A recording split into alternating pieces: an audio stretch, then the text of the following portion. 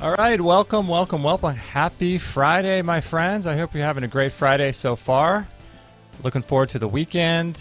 All good things happen on the weekends, right? Hopefully you guys are enjoying your week and looking forward to a great weekend. My name is Justin Stellman. If you guys don't know, there's a lot of people that we're streaming now. We're bringing in, thankfully, to Dr. John Bergman's YouTube channel. So we're inviting all of you guys to join the Extreme Health Radio show. We have partnered with Dr. John Bergman on the Extreme Health Academy, which I'll tell you guys about in a little bit. So thanks, guys, for joining over on Dr. John Bergman's channel. This is episode, let me make sure I get this correct so that I can get the show notes corrected for you. This is episode 605 with Brian Hoyer. So we're going to be talking about some really interesting ideas when it comes to EMF mitigation. So I'll introduce him in just a second, but I wanted to share with you guys so much going on Extreme Health Radio. And let me just bring up our show page here. You can see all of the guests we have coming up. So we broadcast every Monday, Wednesday, Friday at 10:45 a.m. Pacific time. We're a few minutes late today. Brian and I were just chit-chatting and kind of time got away from us. But every Monday, Wednesday, Friday, we're broadcasting live on YouTube and on Facebook and all those good places. On Monday, we have Peter DeWitt, Dr. Peter DeWitt. We'll be talking with him about recall healing, and he's sort of labeled it, the issues are in your tissues, kind of like a yoga teacher. But recall healing is a fascinating modality and spiritual sort of insight into how the body how the body heals, and what we think is the actual disease is the body actually healing itself. So like the heart attack, that's the body healing itself. It's not something that's bad.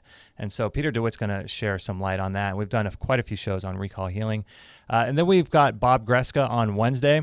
We will be talking about carbon 60. There's a lot of health trends going around in the alternative natural health world, and this carbon 60 seems to be one of them.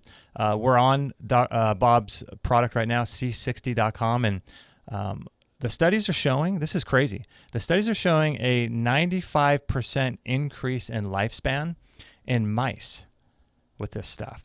It's like a 16-sided buckyball kind of molecule that pulls out chemicals and toxins from the body. So we're going to be talking with him about that. The question really is, does this translate to humans?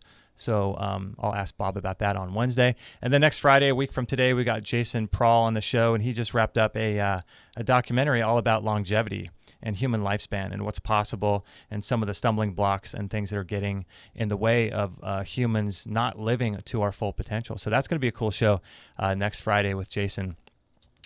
So if you guys want to join the show, it is extremehealthradio.com. You can find all the links there. And let me see here if there's anything else I need to get back to you guys about. Oh, yeah, I wanted to tell you guys really quickly about the Extreme Health Academy. This month is all about heart health. So Dr. John Bergman is going to be doing an entire course on heart health and how to really keep your heart and cardiovascular system healthy. But these are some of the other courses that we've done. Autoimmune diseases, cancer, building invincible immunity, balancing your hormones, the complete guide to healing digestion naturally, one on your nervous system. We've got a yoga course, getting started course. And these are like really high-end level courses, my friends, that you really want to get access to. It's stuff that should be taught in schools. So I wanted to let you guys know about that. And if you want to join the Extreme Health Academy, you can go to extremehealthacademy.com and enter in the code. If you are an Extreme Health Radio listener, enter in the code EHR14, and that will give you a free 14-day trial. Or if you're a Dr. John Bergman fan, you can go and enter the code Bergman14 and get a free 14-day trial from that. But today's order of business, we've got Mr. Brian Hoyer on, and we're going to be talking today about wireless technology, dirty electricity, cell towers, 5G, grounding, Bluetooth technology, voltage, all this stuff that's sort of part of our modern society, and how do we mitigate it and what it's actually doing to us. So he's a certified nutritional therapy practitioner, a certified geobiologist, trained by GeoVital Academy, and a 35-year running natural clinic in Austria, actually.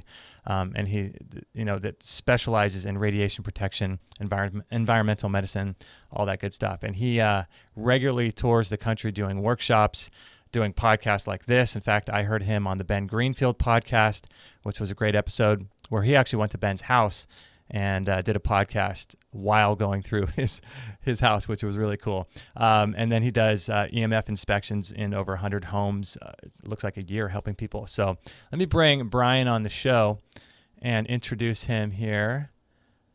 Mr. Brian, thanks for joining us, my friend. Hey, it's great to be here. Yeah, man. I was just, I'm not sure if you heard the intro, but I was just talking to people about how you regularly visit. Do you do like over 150 different assessments per year? Is that what you do mostly? Yeah, last year I actually did about around 200 assessments. There was one month where I did 30 in one month. That was kind of a long month. Mm-hmm. But I do get around to different parts of the country. And so I kind of have a really good understanding of what's going on in different areas. And, I think that's helpful to have a overall better view, like, because I'm in the trenches there actually testing things. And there's a lot of people that have theories in this field and things, and they, have heard stories, but they're actually not in the story and experiencing it, taking measurements. So, and then I have some meters that are very different than what they've traditionally used in America to measure the different frequencies. So I've been collecting data on that, which has been really kind of a unique thing, and it hasn't been done in the United States yet. So Mm-hmm. I'm excited to share some of that on the That, show today. yeah, that's cool. So in terms of the meters that you have, are there new and more sensitive meters and new meters coming out all the time to measure this stuff? Um, there always is in the industry. So like the telecom industry, they're having to revamp and get more mobile, handheld devices that can actually measure the 5G frequencies that they're going to be putting out. So my hope is right now those meters are from 40 to $50,000 for a good one. My Whoa. hope is that as a silver lining of 5G might be that there's going to be more competition for those types of meters, and the prices of those will go down, hopefully. So maybe I'll have better access to uh, know actually what's going on with a lot of these frequencies. But the Wow. meter that I have is one that actually measures the body as an antenna, Uh-huh. and it's the only one that I know of in the world, and it's one that GeoVital made, and they realized that really what we want is a body measurement because we're concerned about the effect on our body. Right. And so, your body is a much larger antenna than these other little meters that are just measuring the air and have a little tiny antenna in there. And, it's whatever that little antenna is collecting from the different cell phone towers and Wi-Fi and radio and television and whatever. Uh, that's a really small antenna to get an idea of how it, if you want an idea of how it's affecting the body, then you got to, use one where it's actually measuring your body as an antenna. And I've seen very different results using that meter than comparing it to ones that have traditionally been used around the country. And Wow. so a lot of people have a false sense of security essentially when it comes to buying a meter that you think is supposed to work well, it's professional grade and all these things, just because you're not measuring the body. Yeah, yeah, and what this stuff is doing to the body. It's interesting that there's so many different types of meters out there to measure all this kind of stuff, and what it's actually doing to the body. I was listening to something recently with Professor Martin. Gosh, what is his name? Martin Paul, I think his Martin name. Paul? Martin Paul. Yeah, Yeah, yeah. yeah. He was talking about really interesting. I know you're familiar with his work, but he was just talking about, for those that aren't, how certain frequencies of EMF will allow for that calcium ion channel to open up in the cell and allow up to like 1,000 times more calcium inside the cell than should normally be there. And I mean, that's crazy. And then he went through a list of diseases, and I think there was dozens and dozens of diseases that are result of having too much calcium inside the cell, which is what sort of EMF, everything that entails allegedly does, right? It's crazy. Yeah, exactly. And one of the basic overall things that I explain to people is, when you're thinking of even just your muscles and the minerals in your muscles, when calcium is in your muscles, it basically causes a contraction experience. And And that's essentially what's happening whenever there's voltage around you. Uh, you know, how do we restart a heart, which is a muscle? We put voltage through it with a Hmm. defibrillator. And then you also think about, like, those electrodes you can put on your pectoral muscles or any muscle group really, and you put voltage through those electrodes and it causes an involuntary muscle contraction. Uh-huh. And when that involuntary muscle contraction happens, there's calcium that's being released into the cell and magnesium is being let go. So it's depleting you of magnesium. And we all know that from people like Morley Robbins and other people that are really into magnesium, Yeah. that 80 to 90% of the population is magnesium deficient. And I think a big part of that is because we're constantly exposed to all this voltage stimulation from the wiring in our walls and ceiling and floors, and we're just surrounded by it. And Wow. so it's constantly stimulating muscle contraction on this cellular level, and then putting calcium into the cells, causing an inflammatory response, the creation of the free radical peroxynitrite, and that just causes all those things that Dr. Paul has studied, this inflammatory cascade.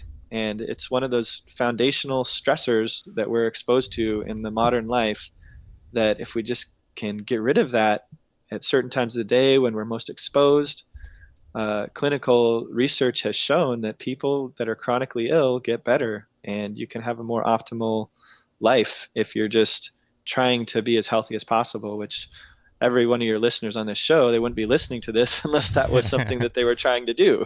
Yeah, exactly. It's interesting when you're talking about magnesium. There was a guest, a former anesthesiologist, sort of friend of our show, and we're in his house in Austin. He was telling me a story about some magnesium that one of his sort of colleagues in the natural health world was administering to one of his clients. And I think what he was doing was like he was doing an IV magnesium push, and I forget how much he was doing, but he was doing an IV magnesium push, I think for 7 to 10 days before he could get that patient up to just baseline. Like he was so depleted that it Wow. wasn't like he was taking just oral magnesium or spraying it on his body. He's doing like an IV push every day.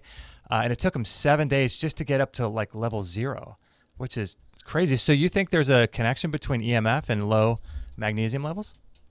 Oh, definitely. Yeah. Yeah. And, there's definitely a connection as well. In a lot of studies, it shows that there's a connection between low melatonin levels. Um, and that could be due to just it causing a stress response or a cortisol response in the body. Because when your cortisol goes up, your adrenals produces cortisol, then your melatonin goes down, and vice versa. So when your melatonin is up, your cortisol is down. And so any stress response, whether it's artificial light or EMF or just perceiving a stressor, loud noise, whatever, that's going to cause your cortisol to shoot up and your heart to start pumping, and your body goes into that sympathetic fight or flight mode, and all the relaxation, all the melatonin just plummets at that point. And so Wow. for a lot of people, there's this constant EMF stress that's constantly contracting your muscles and causing this release of calcium into the cells. And you're in a more sympathetic state when in reality, what you need to be when you're sleeping is in that parasympathetic, restful, digestive repair mode.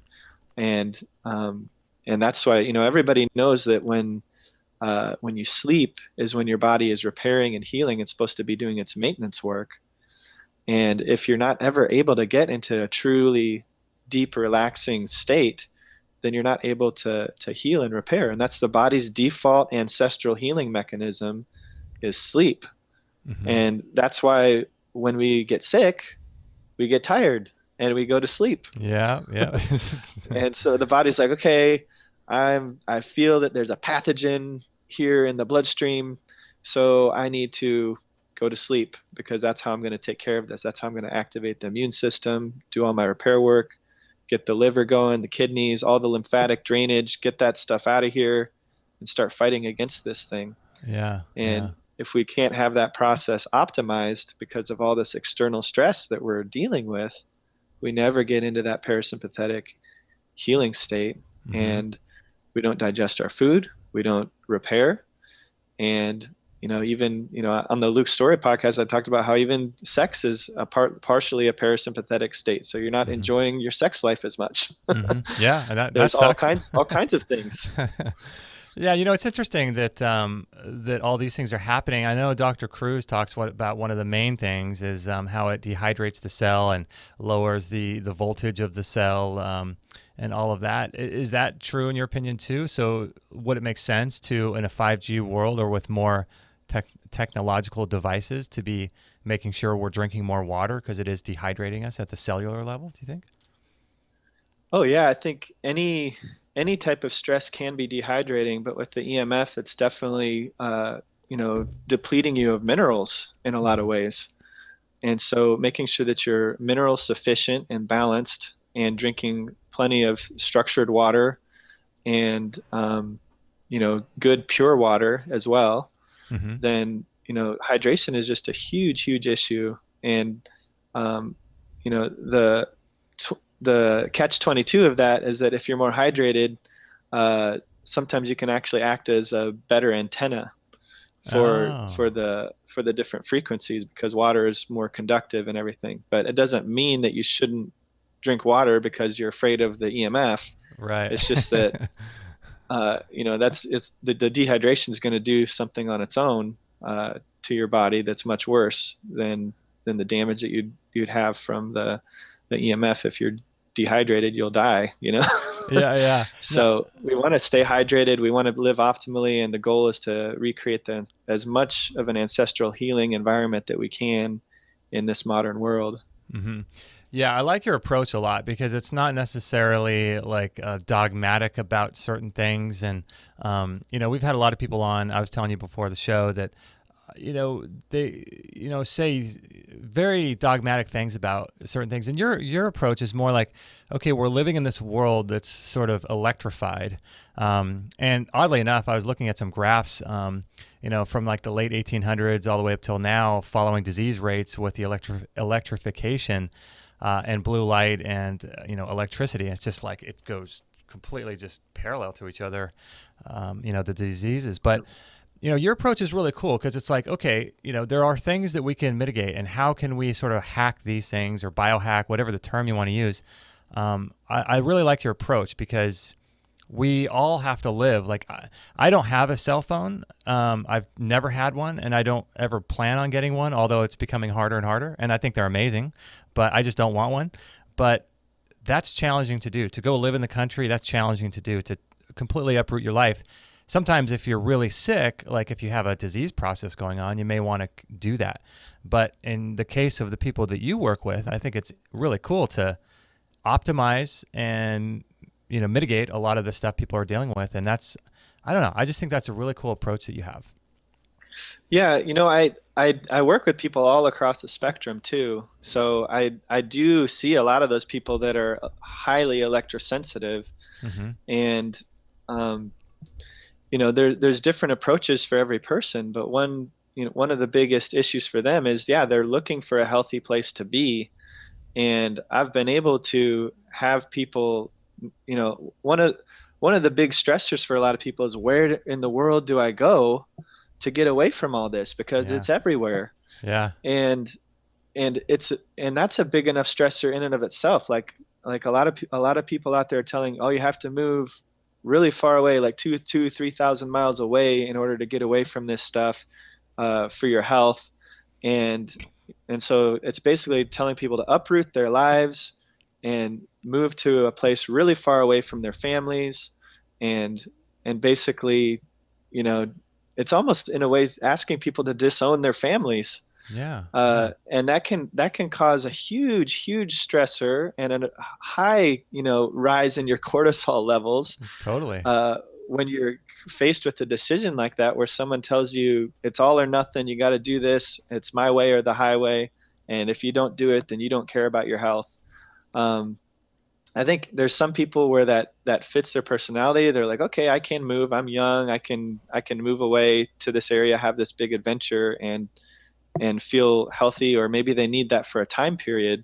Mm-hmm. But for most people, we need community in order to be healthy. We need social contact. We need to be in contact with those that we love and our loved ones. So in those cases, which is most people fit into that category, we need to try to recreate as much of an ancestral environment as possible so that we can live in this world and function. And we don't have to get rid of all the technology. There are safe ways that we can use technology, but it's going to be different for every single person. I never make any general statements on that because Hmm. every single person is very, very different. I Right. emphasize that in my nutrition practice too. I don't put everybody on the same blanket diet or the Mm. supplements or whatever. Uh, every person needs something different. Some people need more sunlight than others. Some people need more, more fats than others. Some people need more carbs, more proteins at different times of the year.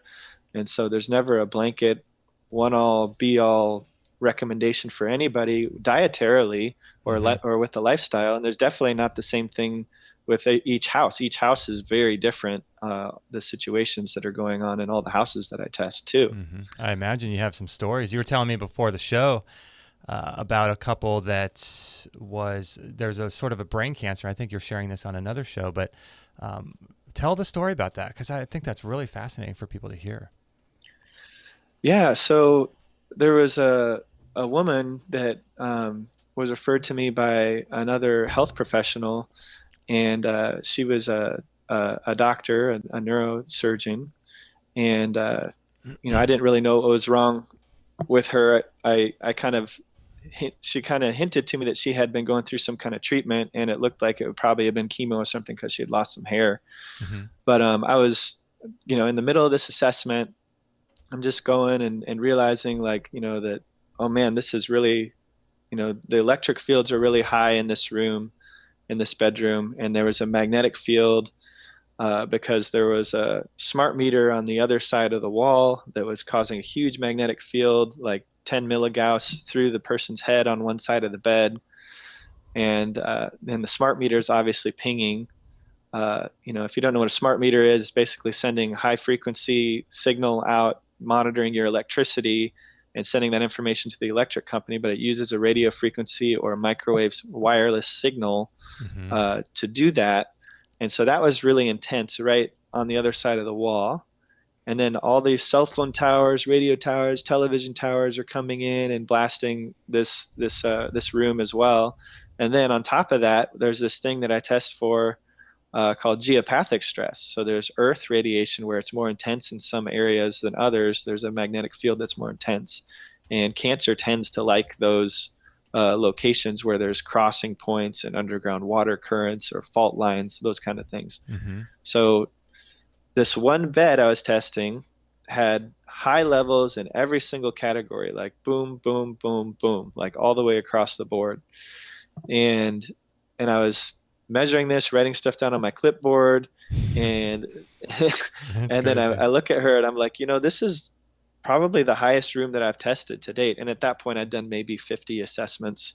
Wow. Um, and and I just look at her and she starts crying. And she tells me this story about how that location on that side of the bed was where her husband used to sleep. And a few years back, he died of a brain cancer, a rare brain cancer. Wow. And then she went into depression after he passed away, and her father moved in, and he to basically support her through this hard time in her life that she was going through. Right. And then he starts sleeping in that room on that side of the bed, and a few months later, he gets brain cancer and he passes away. Whoa. And so she misses both of them. And she had moved out of that room because she couldn't stand sleeping in that room before because it reminded her of her husband and she was trying to deal with this whole thing. Right. But she goes back in there to sleep now because she misses them and she felt like it was more comforting. And then a few months later, she gets brain cancer too. That's crazy. That's And so, absolutely crazy. yeah, so I mean, there's dozens of stories like this from me and other consultants that do similar work around the world.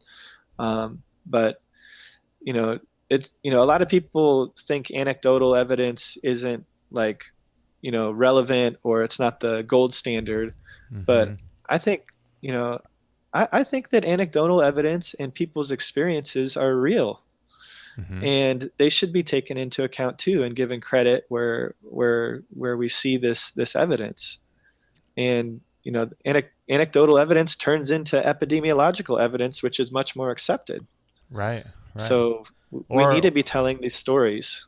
yeah, or at least they'll start possibly funding some real research and some studies that will prove out the anecdotal stories. And so, at the very least, if we just ignore all of this stuff, it doesn't do us any good because this stuff, it's like you believe it when it's your friends telling you, but if you are involved in like a scientific circle, then you just don't believe it because you're conditioned to believe that everything must be placebo, double-blind testing, and all this stuff. But if you're talking to your friends and you say all these circumstances with your friends, you're going to believe it. And I think there's power in that too. I mean, there's stories of different documentaries that are talking about this. There's one called Generation Zapped that came out recently. There was Take Back Your Power. There's a one on in New Zealand that they did recently, and it's really fascinating to see what's going on with EMF and people's health and brain tumors and things like that. I mean, my wife's grandfather's wife. So it would be my wife's grandmother, but it's a remarriage. So it's my wife's grandfather's wife lives next door to us, and they have a smart meter on their side of the house. And she is dealing with brain cancer right now, just like what you said. It's crazy. Wow. Yeah. Yeah. And what a lot of people don't understand is that, okay, well, I've been sleeping here for however long and I haven't gotten cancer, so it's not affecting me or whatever. Everyone's, like I was saying before, everyone's circumstance is different, Right. but these frequencies, they've been shown to do other damage besides just cancer. So many people are just, well, if it doesn't cause cancer, then it's not dangerous, Right. Right. And as a health practitioner, I'm like, are you kidding me? Just because like gluten doesn't cause cancer doesn't mean someone who's celiac should go ahead and eat gluten.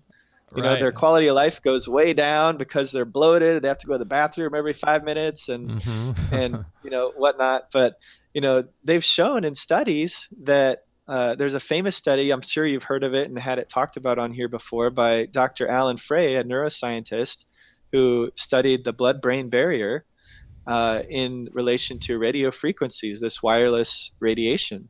Mm-hmm. And he showed beyond a shadow of a doubt that when you inject this blue dye into two groups of rats, and one group is exposed and the other group's not, the exposed group, the blue dye goes into the circulatory system and fluoresces everything except for the brain in the group that's not exposed.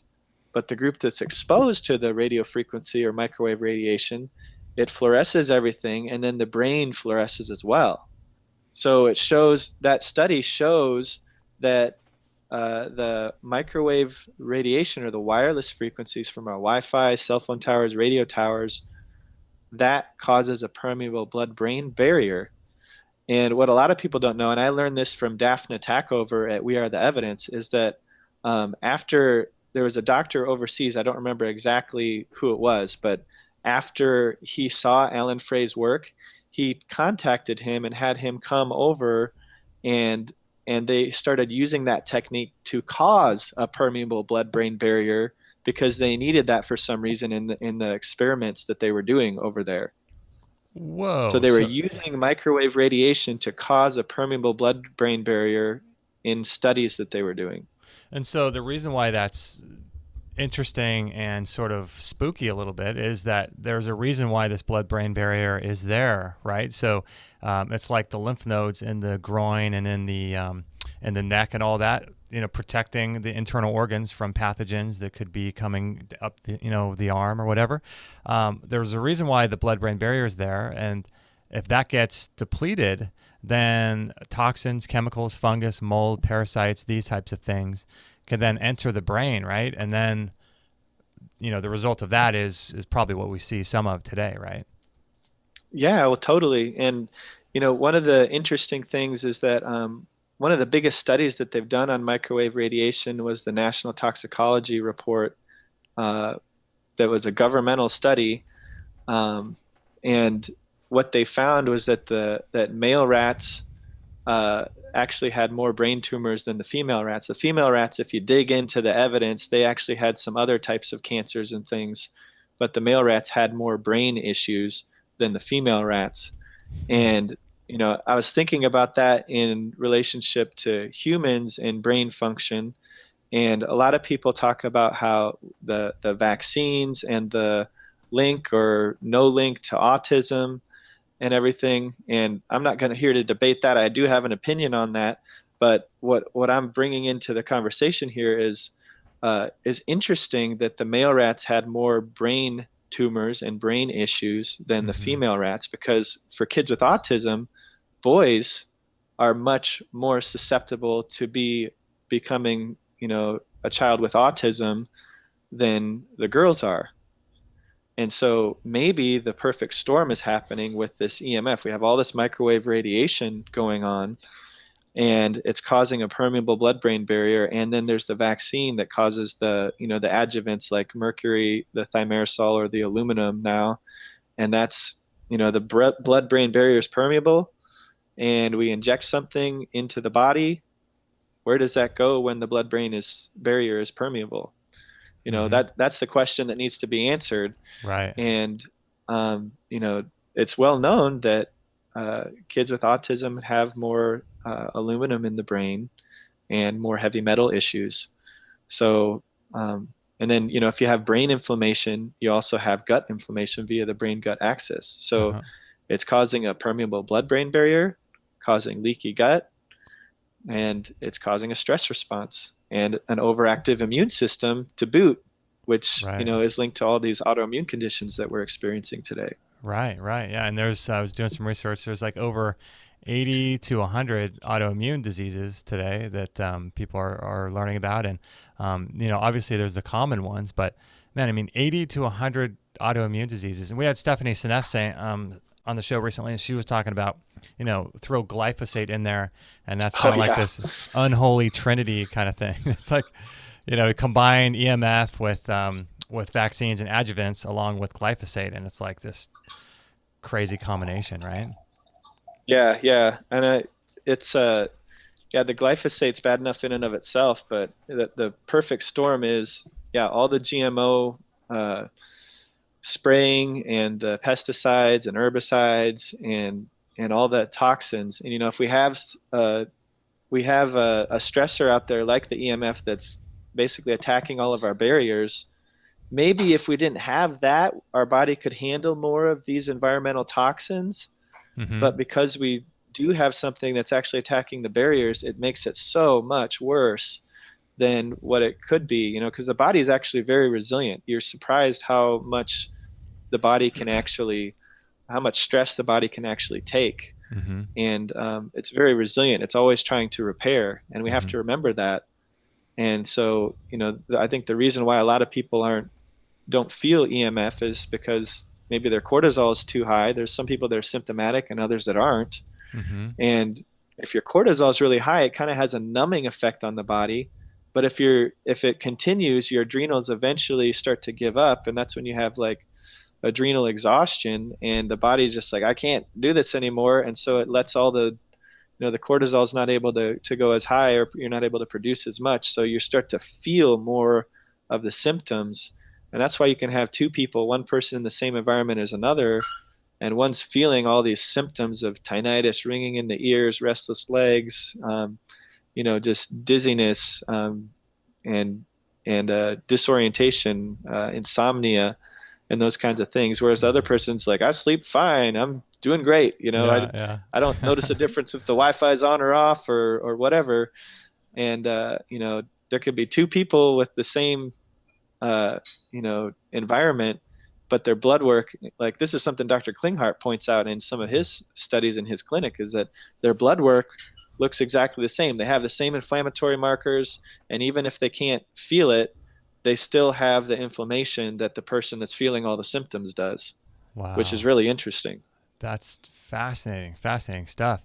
Yeah, I mean, we know that that EMF is affecting us in a tremendous way, and there's different types of EMF as well. And I want to just talk a little bit about that after the break here. But there's a difference between wireless technology, 5G, dirty electricity in the walls, as well as just radiation coming from our homes. And so I want to get into all of that. If you guys are watching live on YouTube, we're going to do a little spot here for one of our favorite health tools. But after we get back from the break, I want to ask some of your questions. So we'll dive into some of the differences between what all of these things are and how we can mitigate them, because that's really what it's ultimately all about, is mitigation strategies. But before we get into that, I wanted to tell you guys a quick little story about this rapid release technology Pro 2 that we use in our home. And man, I tell you, this thing has radically changed my life like you wouldn't believe.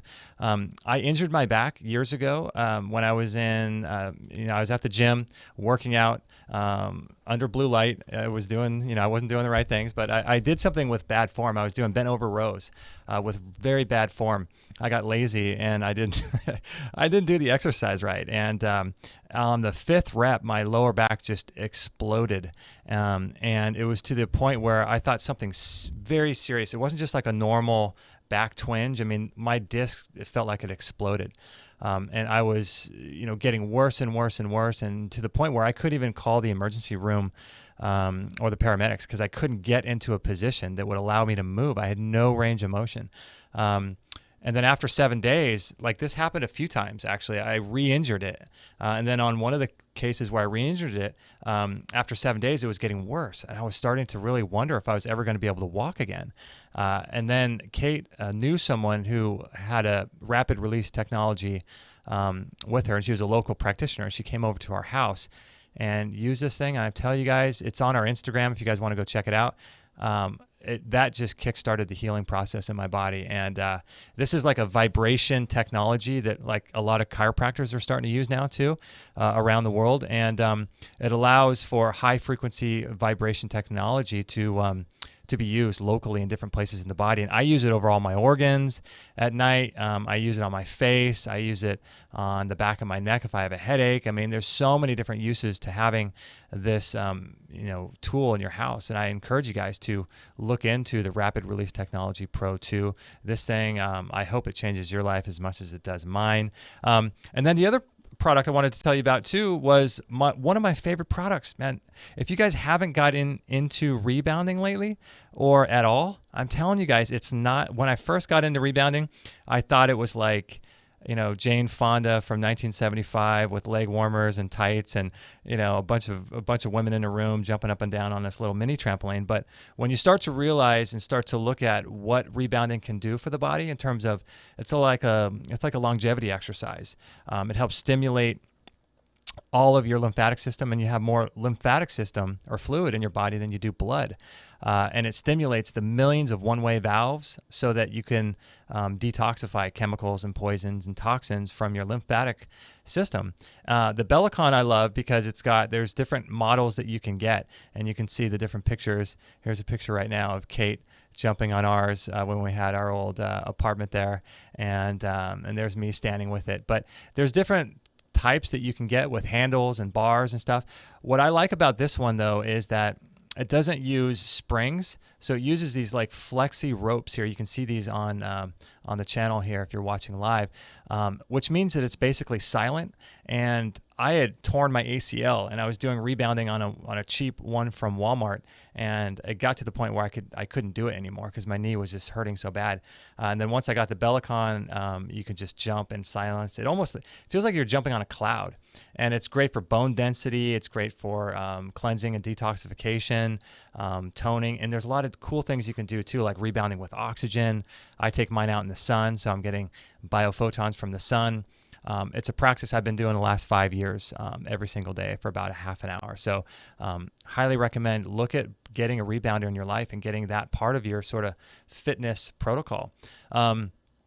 So let me bring Brian back here, and I want to ask a couple things about like different types of of EMF. So people think like EMF, they think, okay, it's one thing, but there's really like dirty electricity. There's Wi-Fi in your wall, or there's Wi-Fi, there's 5G, there's, radiation coming off of just computers and stuff like that.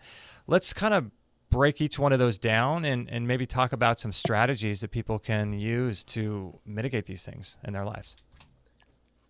Yeah, so when I go to someone's house, I'm testing really five different types of electromagnetic frequencies. I first am checking the magnetic fields, and for magnetic fields, you need a special meter called a Gauss meter, and it measures in milligauss or nanotesla.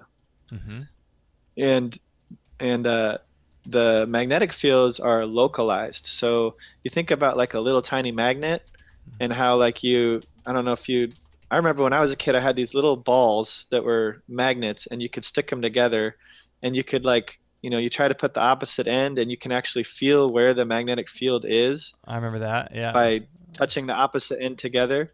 So that's really what even alternating current magnetic fields, the little magnets are direct current magnetic fields, but an alternating current magnetic field is a damaging type of magnetic field.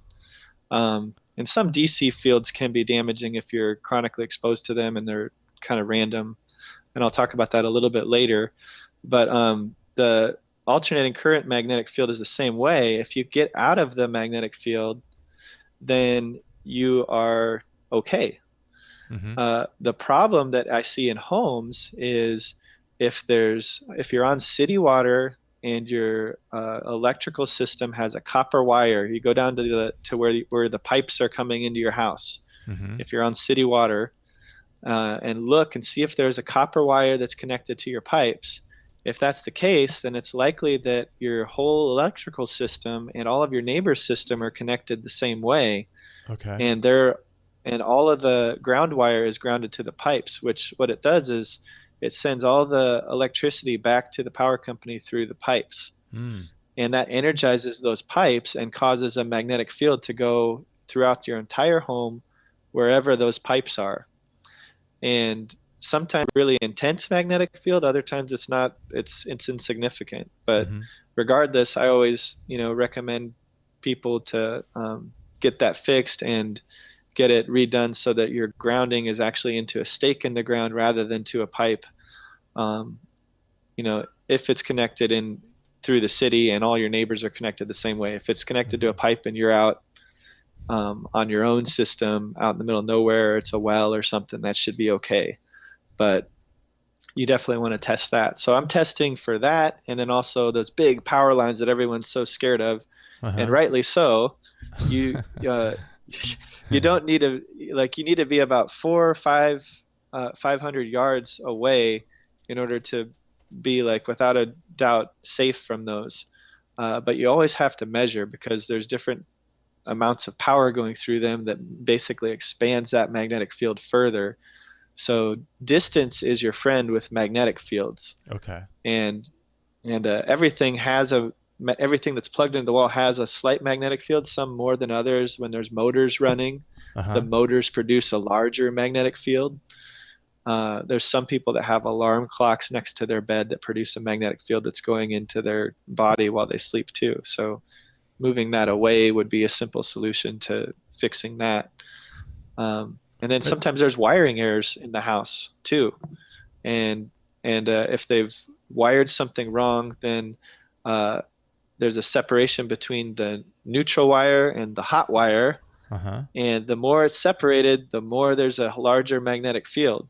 I see. And so if you have shoddy electrician work done at whatever point, then you want to check that, because I've had people where it's like, when I turn this light on, it turns these random things on or whatever, or there's some kind of flickering or weird thing that's going on, and dimmer switches can have play a big role in that too. But you're just you're checking those things for magnetic fields, and you can just take a Gauss meter and go around and test those things. So that's the first thing that I test, and that's just one. That's magnetic fields. That's so it. I'll leave it there for you, and then we'll move on to the next. Yeah, so the magnetic fields, you're testing more like dirty electricity in the walls and appliances and the water. Is there any issue with being if the wiring is not correct in the house, and you're taking a shower in this kind of water? Is it bad for you, do you think? That would be up for debate. Some people would say that it unstructures the water. I Mhm. haven't ever seen any study or evidence of that, but I don't doubt that that could be true. Okay. Um, it's it mainly just has to do with everything that's electrical has an electric component and a magnetic component. Mm-hmm. So right now we're talking about the magnetic component to the electricity, and then the other type that I'll talk about next is the electricity itself Uh-huh. that's that's in the walls. Like never in human history have we ever been exposed to this alternating current voltage Right. in the walls that's stimulating our body 100 at 120 hertz, 120 times per second. That's crazy. So yeah, we have this constant stimulation. I'm even stimulated here, sitting here right now, just because I have my laptop set up. It's plugged into the wall, even though it has a third prong ground. The cord is not shielded, and so it's causing a body voltage coming onto my body. And even if I didn't have anything plugged into the house, but the power was on, I would still have voltage going through my body because there's electricity flowing through the wires in the walls, even if there's nothing plugged in or turned on. Yeah. And beyond that, sometimes even if you turn all your power off, you might still have voltage Yeah. going through your body. It's Because where the power comes into your box, you can't turn that wire off because it's just coming from the power pole. So you still have that electric field from the wire coming into the house that if there's anything metal around it, it's going to have that electric field voltage go onto it. It'll go around your gutters, onto the empty wires that don't have voltage going off if you've got the power off, and you can still have a high body voltage in your room, in your bedroom or wherever you're at. So a lot of people in this profession say just turn off your breakers except for your fridge, and that's the best you can do. That was not good enough for me. I wanted yeah. to, take things to the next level, and so I've done that. And the solution for that is to shield the room and ground the entire room and make it so you're basically taking the earth and surrounding yourself with earth all around you. And you do that with a special shielding paint that's conductive that you attach to a grounding stake in the ground in the earth through various means. And then it also acts as a double solution because the next thing we're going to talk about is the wireless. Right. And and that paint actually will block the wireless from coming into your room and deflects it away. Yeah, that's fascinating. It's too bad we can't see what's actually going on. Like if we could see all the EMF radiation, the dirty electricity in the walls, if you could look at a house and just have it look like this like zzz, like electrified box, that's essentially what it is, right? So if we could see that, it would be, people would be so much more willing, I think, to. It's like smoking, it's like, but the problem is that you can't see any of these things, and so you don't really feel. But you can look at the diseases, and it's like you're saying, we're never meant to live in this kind of exposure to alternating current like this. Like you look at the disease rates from the late 1800s till now, and it just goes up with more and more electricity. It's crazy. Yeah, keeps going up. And it's not just that, it's also the all the other exposures and toxins that we're adding on top of that that's creating this perfect storm. So Mm-hmm. I Mm-hmm. never want to be pinholing things into EMF is the cause of all your problems. Right. I do think it's a cause of, an environmental stressor. And in order to relieve the environmental stressor, I kind of have a basic model of healing that I like to do. That's why I'm holding my hands up like this. Yeah. Is I Yeah. picture a scale here, and on this side over here, we have everything we're doing to support the body, all of our nourishing support. This is our nutrient dense whole food diet. This is like, getting out in the sun, getting our photobiomodulation, our, massage, chiropractic, acupuncture, all the things that we do to support the body are over on this side. And we're trying to tip the scale like this so that it's weighing down more on this side than this side. And when we do that, uh, we start to see healing. But over on this side, we have everything that's stressing our body. So this would be all the environmental toxins, the foods that we're eating that are causing too high of a glycemic response, inflammatory foods, things that we're sensitive to, allergic to, just structural problems in the body, any stressor. And EMF is definitely on this side too. Uh-huh. So if you have too many stressors, your body never can get enough nourishing support to deal with the stressors, then you're never going to tip the scale in that healing direction. So we have to it's a two-prong approach. It's not just adding more and more supplements and foods and all these beneficial things that you're doing. It's also, you can do that all day long, but if the weight is so heavy on this side, we got all these toxins and stressors, you're never going to tip the scale in that direction. So you have to both remove those stressors and then also nourish the body and provide the resources for the body to do exactly what it wants to do. And the body, we know, always wants to heal. And it does that at night when we sleep. So it's that two-prong approach: remove stressors, add that nourishing support, and then you get moved and shifted into that direction of healing. Yeah, I like your explanation of that, because it's one of those things where, like David Wolf always says, stack the odds in your favor and start using as many different healing modalities as you possibly can, and that makes sense. But if you always have a constant burden on your immune system, like you're saying, if your immune system's always working and always trying to get over all these stresses, then then maybe it does that to the extent that you don't feel bad and you can actually sort of live in this culture, but you have something brewing in the background that your immune system would normally be able to get on top of, but because it's busy fighting EMF and busy fighting all these pathogens and blood-brain barrier issues, then it's busy taking care of that. It can only do so much, and so you get this background disease that's happening that no one sees, and then 5 years, 10 years later, there's a tumor in your brain or something crazy like that. And I'm sure you've seen case after case of stuff like that.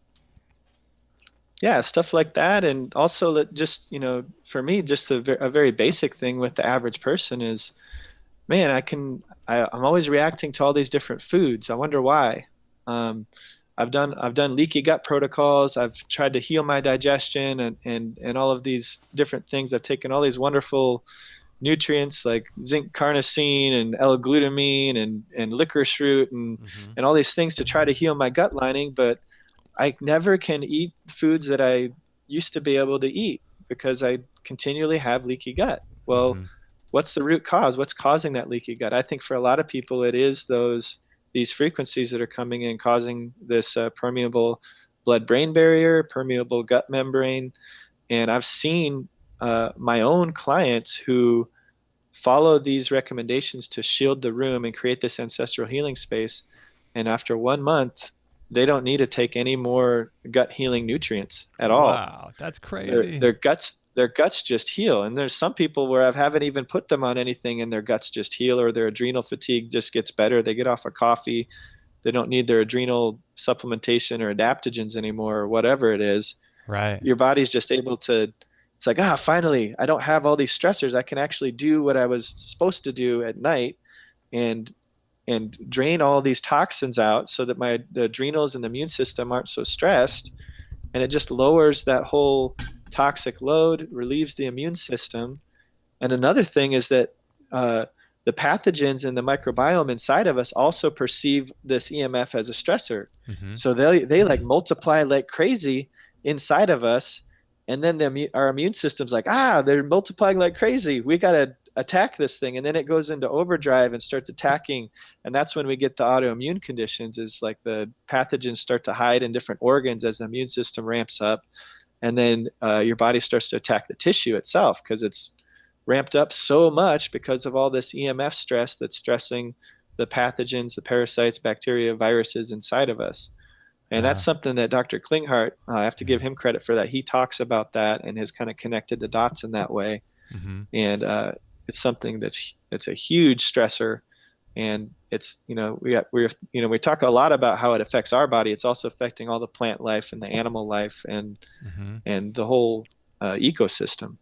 Yeah, and then the food that we eat, if we eat an animal that has been affected or living near a Wi-Fi tower, for example, and for those that are interested, you can search Wi-Fi towers near your area. There's a website called antennasearch.com, and you can look in your area. But what if you're eating meat from animals that are living right next to some gnarly tower that, then you're consuming their flesh. And it's interesting too, because the way you said that, I've heard Dr. Klinghardt talk about that. Because if you consider the fact that what are we, like less than 10% of the DNA or the cells that make us up aren't even us. And so really what we should be talking about is we're the sort of gardener of this ecosystem that we're tending, and which is our body. And how is this EMF affecting all these other organisms, like you just mentioned? And, you said they go crazy. It's nuts. Yeah, they go crazy. And as you said earlier, it's like we can't see this stuff, we can't hear it, and a lot of us can't feel it, but it's still there. And that's why I like using, I have my meter here. Oh, cool. And I'm going to turn the volume up, and What you brand? can see. What brand is that? This is a GeoVital meter, the HF digit meter. So it's Wow. measuring all the cell phone towers and everything. And this is without me touching the top as an antenna. So when I touch the top here, you can see the number go up. Wow. Okay. Then it went down a little bit. Yep. Oh my gosh, look at that. All the way up to 26,000, 27,000. For those that are watching on YouTube, you can see that. Yeah. Wow. So when I let go, it goes down to, let's see, like 1,400. So what is that telling us? This is telling me that there's about 2,000, 3,000 microvolts going through my body right now where I'm sitting. And what I like to see in a bedroom is below 30. Oh my gosh. No way. And you can Below hear 30. it. I mean, I'm sure you can hear it through the microphone. Oh, If we could completely. actually hear, yeah, if we could hear all these frequencies, I'm going to turn it off now. If we can hear all these frequencies, then I think that, it, to me, when I'm doing an assessment, that's what has the most impact on people. They hear it, they see it, they can understand it when you like. And then with the electric field meter I use, it's buzzing really loud and beeping, and you can see that when you turn breakers off, it Just changes. wow. And it gets really quiet. And some people, like, I'll test the breakers and find out if there is an optimal solution to turn the breakers off. Sometimes the breakers will lower a magnetic field in the room. Sometimes they'll lower the body voltage, which we test in the room as in the bedroom as well. The breakers do not affect the wireless signals coming in. Those are on all the time, just blasting us. And so that's why we need the shielding paint for that. But if you have the grounded shielding paint with in the room, then a lot of times you don't have to turn off the breakers because every single wall will be zero with the grounded shielding paint on the wall. So a lot of the breakers you can leave on if you have a fully shielded room with the floors, ceiling, and all the walls. Wow. And I have some videos on that on my YouTube channel and on my Facebook channel of me testing rooms before and after, and a fully shielded room. And then I also test a lot of saunas because there's a lot of sauna companies out there that claim to be low EMF that just simply aren't. Right. And so, but kind of sticking back with what we were getting at, most of the wireless radiation that I test for in homes is actually coming from outside the home. Right. And that's the opposite of what a lot of people in my profession seem to understand. They believe that most of it's coming from inside the home, from your Wi-Fi router and your cordless phones and your smart meter and a lot of those things. And I still recommend to get rid of all that stuff, but using this meter, I can show people that, even if all your power is off in the entire house and your cell phones are off and your Wi-Fi and everything, you're still getting blasted with a lot of these frequencies here. That's nuts. Yeah. And it's way too high. It's like, so the stuff inside the house is maybe 5-10%, sometimes even less than 2% of the issue. Wow. And we've never had this before in the history of mankind. So it's, like you were saying, it's skyrocketed, not only the electricity, but also the saturation of these towers is Mhm. getting it's getting more and more saturated. We're adding more and more frequencies that are adding different physiological responses in the body. Mhm. And with 5G, that's going to be rolling out. It's going to be uh, more saturated in the frequencies that we're already exposed to, but Mhm. then it's adding other frequencies that we just haven't tested enough to understand how it's going to affect the human body. We know it damages. Um, it's very damaging. Actually, I shouldn't say that. There are studies out there that actually show it is damaging. They use it for weaponry in the army and stuff like that. So- There's some really cheesy videos you can look on a 5G millimeter wave weapon, and they show like people running away with their hands over their heads, and it's just like a enacted video or whatever, but it's showing like a oh my military God. demonstration of a millimeter wave weapon that Wow. I think the U.S. Army actually is using currently for like Wow. crowd control and stuff like that. Wow, that's crazy. What should I type in for that? I'm going to try to do that. 5G Uh, military. it would just be a millimeter wave weapon. Or I Uh, have 5G military weapon, and then there's okay. a 3-minute video. I won't play it, but it says, "Is 5G a military weapon?" I could just bring this up on the screen. You can take a look at it. This is just nuts. I typed in 5G military weapon, and then there's 5G, a directed energy weapon will be used to control people. That's probably what Yeah, you're. that's the one. Yeah, Hmm. my gosh, that's crazy. Unreal, right? Yep. Wow. So yeah, they're using that, and the claim of the industry is going to be, oh, it's where the frequencies that we're using, we're not using enough power to cause any damage. Right, But right. as we know, um, you know, oh, there's not enough glyphosate in our food right now to cause any damage. Yeah, It's that's like, the FDA has cleared it. It's generally recognized as safe. yeah, yeah. I love that. Generally recognized. That's so great. I wanted to ask you about my wife actually, who's my co-host, but since we have twins, she's taking care of the twins right now. But she wanted to know about, and I did too, about Faraday cages, and you talked about like what's going on with other people's bidirectional wireless devices, 5G wireless technology, and about 80%, 80, 90% of what we're dealing with is from other people, whether it's their devices in their homes or whatever it is.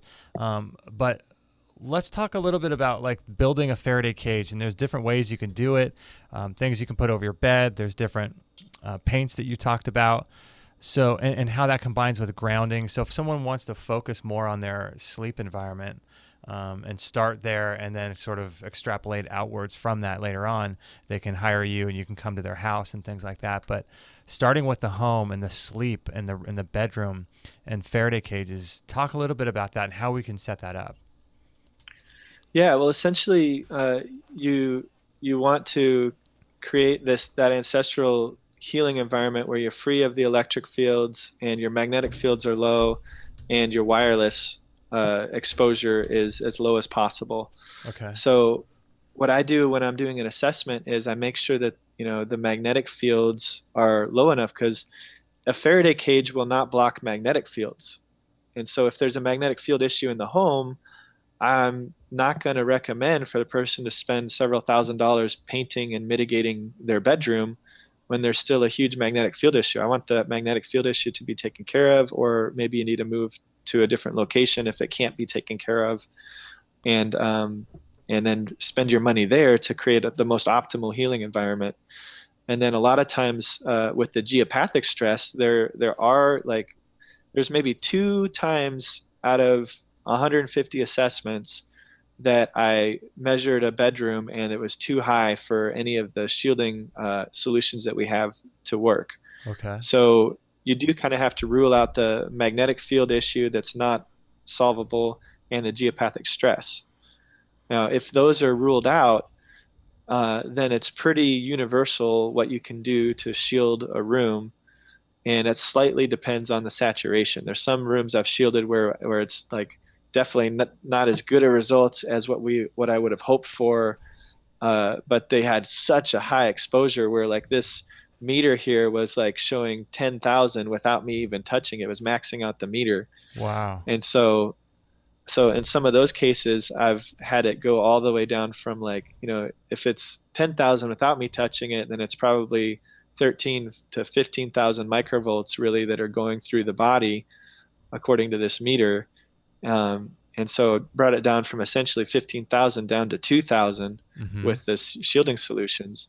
Most places I get down from like 5,000, 6,000 down to below 50 microvolts or below 30 ideally. Wow. And so you're trying to get as low as possible, obviously, with that. But the electric fields, you can pretty much always get down to a really good level, a healthy level. And then I've got a new dirty electricity solution for the whole house that I just put up on my website a few weeks ago. And it filters out all of the dirty electricity that's coming into the house. And basically what dirty electricity is it's your electricity, but the electricity is delivered with all these different high frequency harmonics on it. Mm-hmm. And uh, and that is basically wireless radiation. So there's some wireless radiation that's coming out from your electrical wires as well. And so this device, actually, you have an electrician install it at your breaker box, and it filters all of that out at the breaker box. And then there's little plug-in units that you can put in certain places that actually only need like 4 of them, and it will filter out any dirty electricity that's created from appliances that are inside of your house as well. Oh, okay. And so you need the combination of both of those, because you need the box that's filtering everything that's coming from outside in, and then you need the plug-in units in like the places where you have most of the appliances plugged in, like the kitchen, maybe your entertainment room, your office, and then maybe a hallway where you might walk through quite often or something like that. But that's one solution that's pretty universal and easy for everybody to install, is this dirty electricity filter. That'll lower your stress exposure to EMF through your whole house. And it also has a neat side effect of actually lowering your energy costs by about 10 to 15%. Oh, really? So it makes everything run more efficiently and more green in your home. Interesting. And then it also protects it makes your appliances run more efficiently.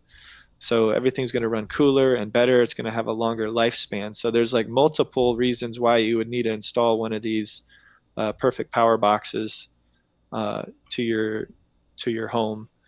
So that's one thing. But ideally in the bedroom, you don't have any exposure to electricity, whether it's dirty or clean. So you have a shielded room with either the paint on the Uh-huh. walls. Uh-huh. And that's essentially what you're doing, is creating a Faraday cage with this graphite and carbon based, Paint. completely non-toxic paint. Okay. And And it's black, right?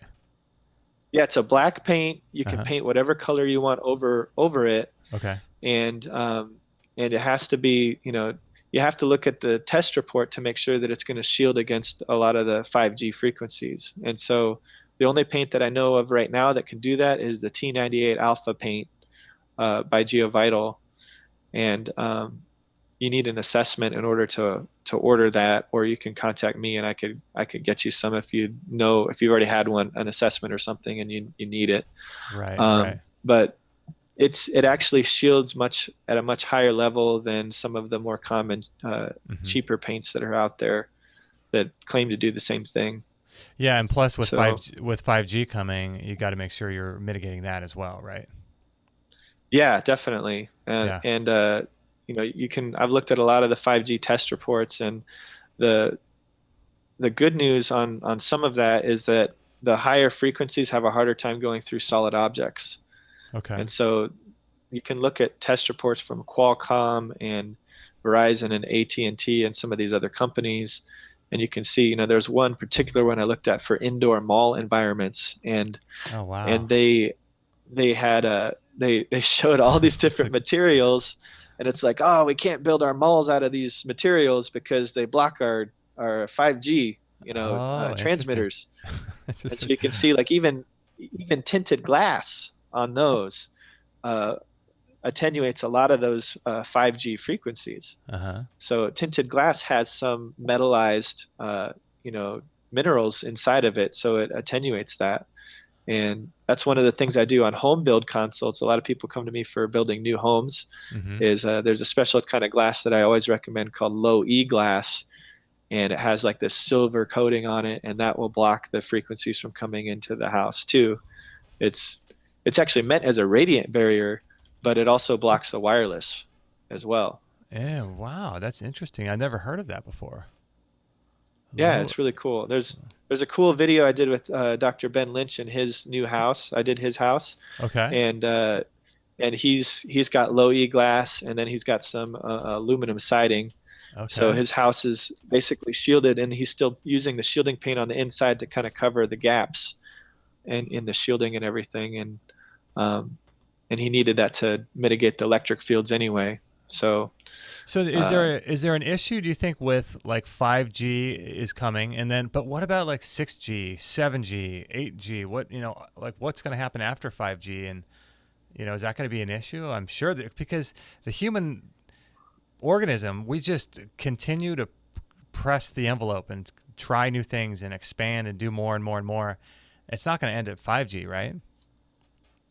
yeah, it's not going to end at 5G, but I don't know what else they can do really. Once you get above uh, 30 gigahertz, 40, 70, just Mm-hmm. the whole physics of it is that it doesn't penetrate very well. So my goal with people is to at least create a safe haven in their home where they can get 8 to 12 hours of healing time Mm-hmm. in their house. And then there's other mitigation strategies that I'm working on for outdoors, and there's different things you can do to kind of mitigate some of the damage. One of the things that Dr. Mercola recommends is molecular hydrogen, and that's actually been shown to uh, basically mitigate 80% of the damage of free radical peroxynitrate, which stimulates those which is created from the stimulation of those voltage gated calcium ion channels.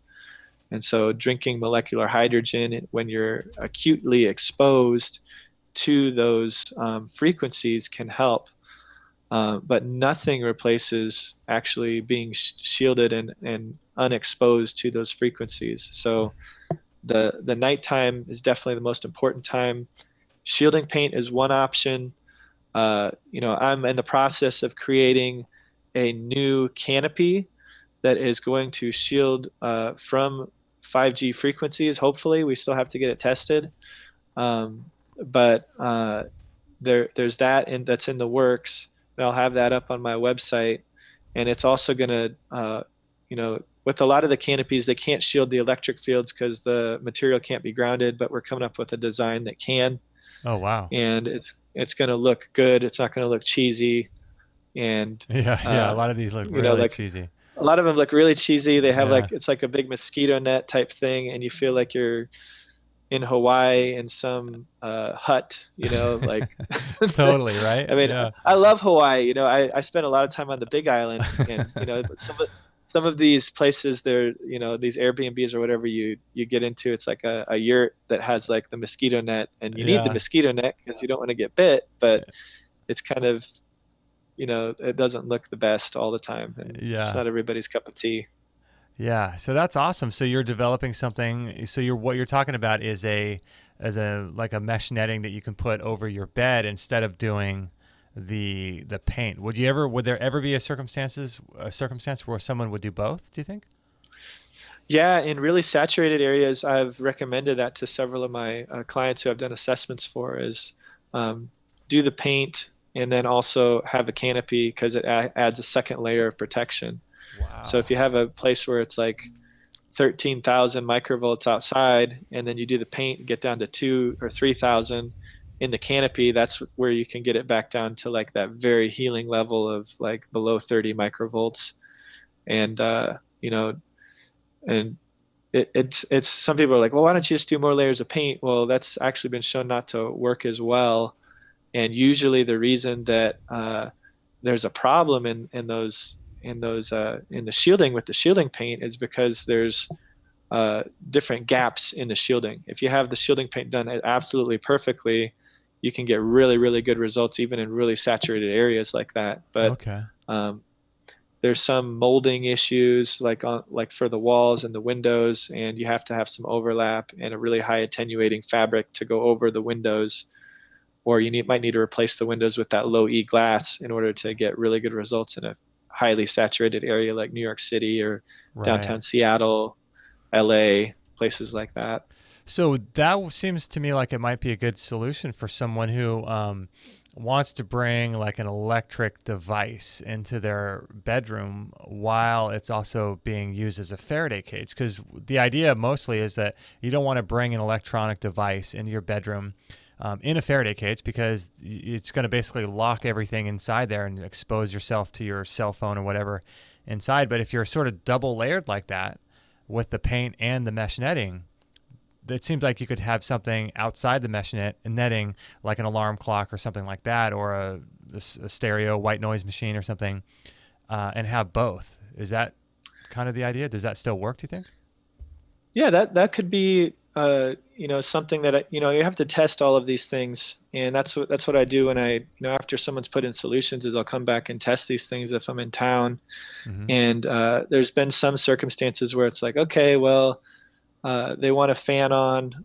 Usually the ceiling fans are not a problem. You can have a ceiling fan on in a fully shielded room and it doesn't affect you at all.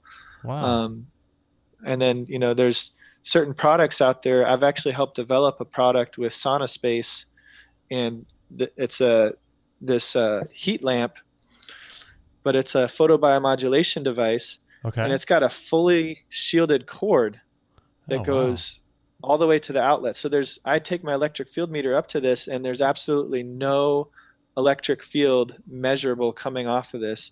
And then they've fully shielded the guts of all the electrical in here, so there's no electricity coming off of here, nothing off the front of this light either, because this whole thing is fully grounded and shielded. And then they also have a tent for their full product, their full body product, the sauna, Uh-huh. and that is fully grounded and shielded with the same philosophy that I have for shielding a bedroom, Okay. uh, from the wireless and also from the wired electricity in the house where you're putting your sauna. And so there's no sauna on Earth that can claim zero EMF exposure except for that one. And Mm-hmm. I was really lucky to be able to meet a founder, Brian Richards from Sauna Space, who would actually work with me on like, hey, I'm going to work with you on improving my product, and we're going to make it the best product ever. And he already had an amazing product, and it was working really well for healing people. But the EMF side of every other sauna product out there is just horrendous. They're super high, and if they claim to be low EMF, they're talking only about magnetic fields usually. And even if they're low electric fields, it's usually still very high, because where you place your cabinet sauna or whatever kind of sauna it is, you still have electricity in the walls that's Mm-hmm. zapping you, and all the wireless from the towers and everything. So Sauna Space has basically taken this to the next level. And it's kind of my model for putting this out there is like, more health products need to be shielded from EMF so that we don't induce a stress response, because we want Mm-hmm. to do the therapeutic product, but we also don't want to be adding a stressor while we have that product and we're using it. So Right, if we right. can totally like make that scale go in the direction of healing and not add any more stressors, I'd love to work with companies to do that. This has been one of the most exciting projects that I've done while I've been in this field. Yeah, yeah, it's crazy how much you're exposed to even sitting in any kind of sauna, whether it's because most likely it's going to be putting out a field itself, but then also you're still being exposed to Wi-Fi, EMF, wireless radiation, 5G, and all that. So, having something that you're actually having be a Faraday cage along with getting the healing benefits of far infrared light is pretty incredible too. So, yeah, that's awesome.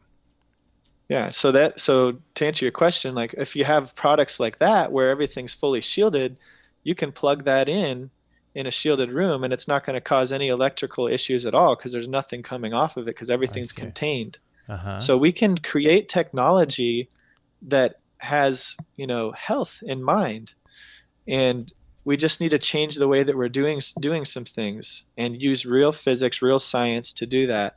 Mm-hmm. So no matter how bad things get, we talked about 5G, 6G, 7G. There's all these brilliant people that are developing this technology, making it worse and worse for our health.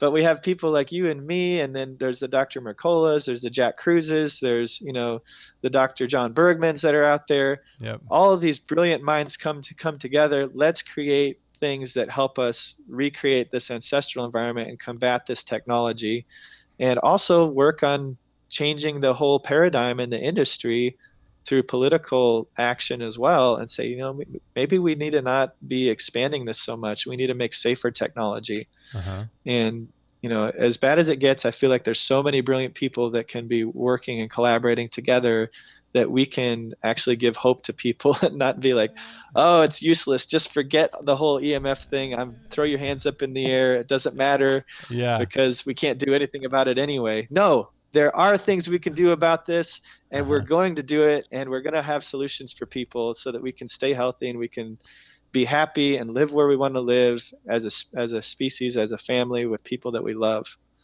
Yeah, it's crazy how incredibly complex living in a home is, because we haven't even talked about mold or geopathic stress too much, but mold is another issue with people, or the shape of the room. Like, we're affected by shape and we're affected by color, and so all these things, like just living in a house, is such a complex thing. There are times lately, Brian, where I've been wanting to just go outside and just sleep outside in my backyard, but then I wonder too, if I do that, then, what is that going to be any better? Because then you have no shielding at all, right? Yeah, well, there's also the issue of ground current from all the electrical that we're pumping into the ground too. Uh-huh. And so there's a big debate right now among building biologists and Dr. Mercola, Dave Stetzer, Sam Milhelm, Mm-hmm. throwing a lot of names out there that you probably know, a lot of your listeners probably know. Mm-hmm.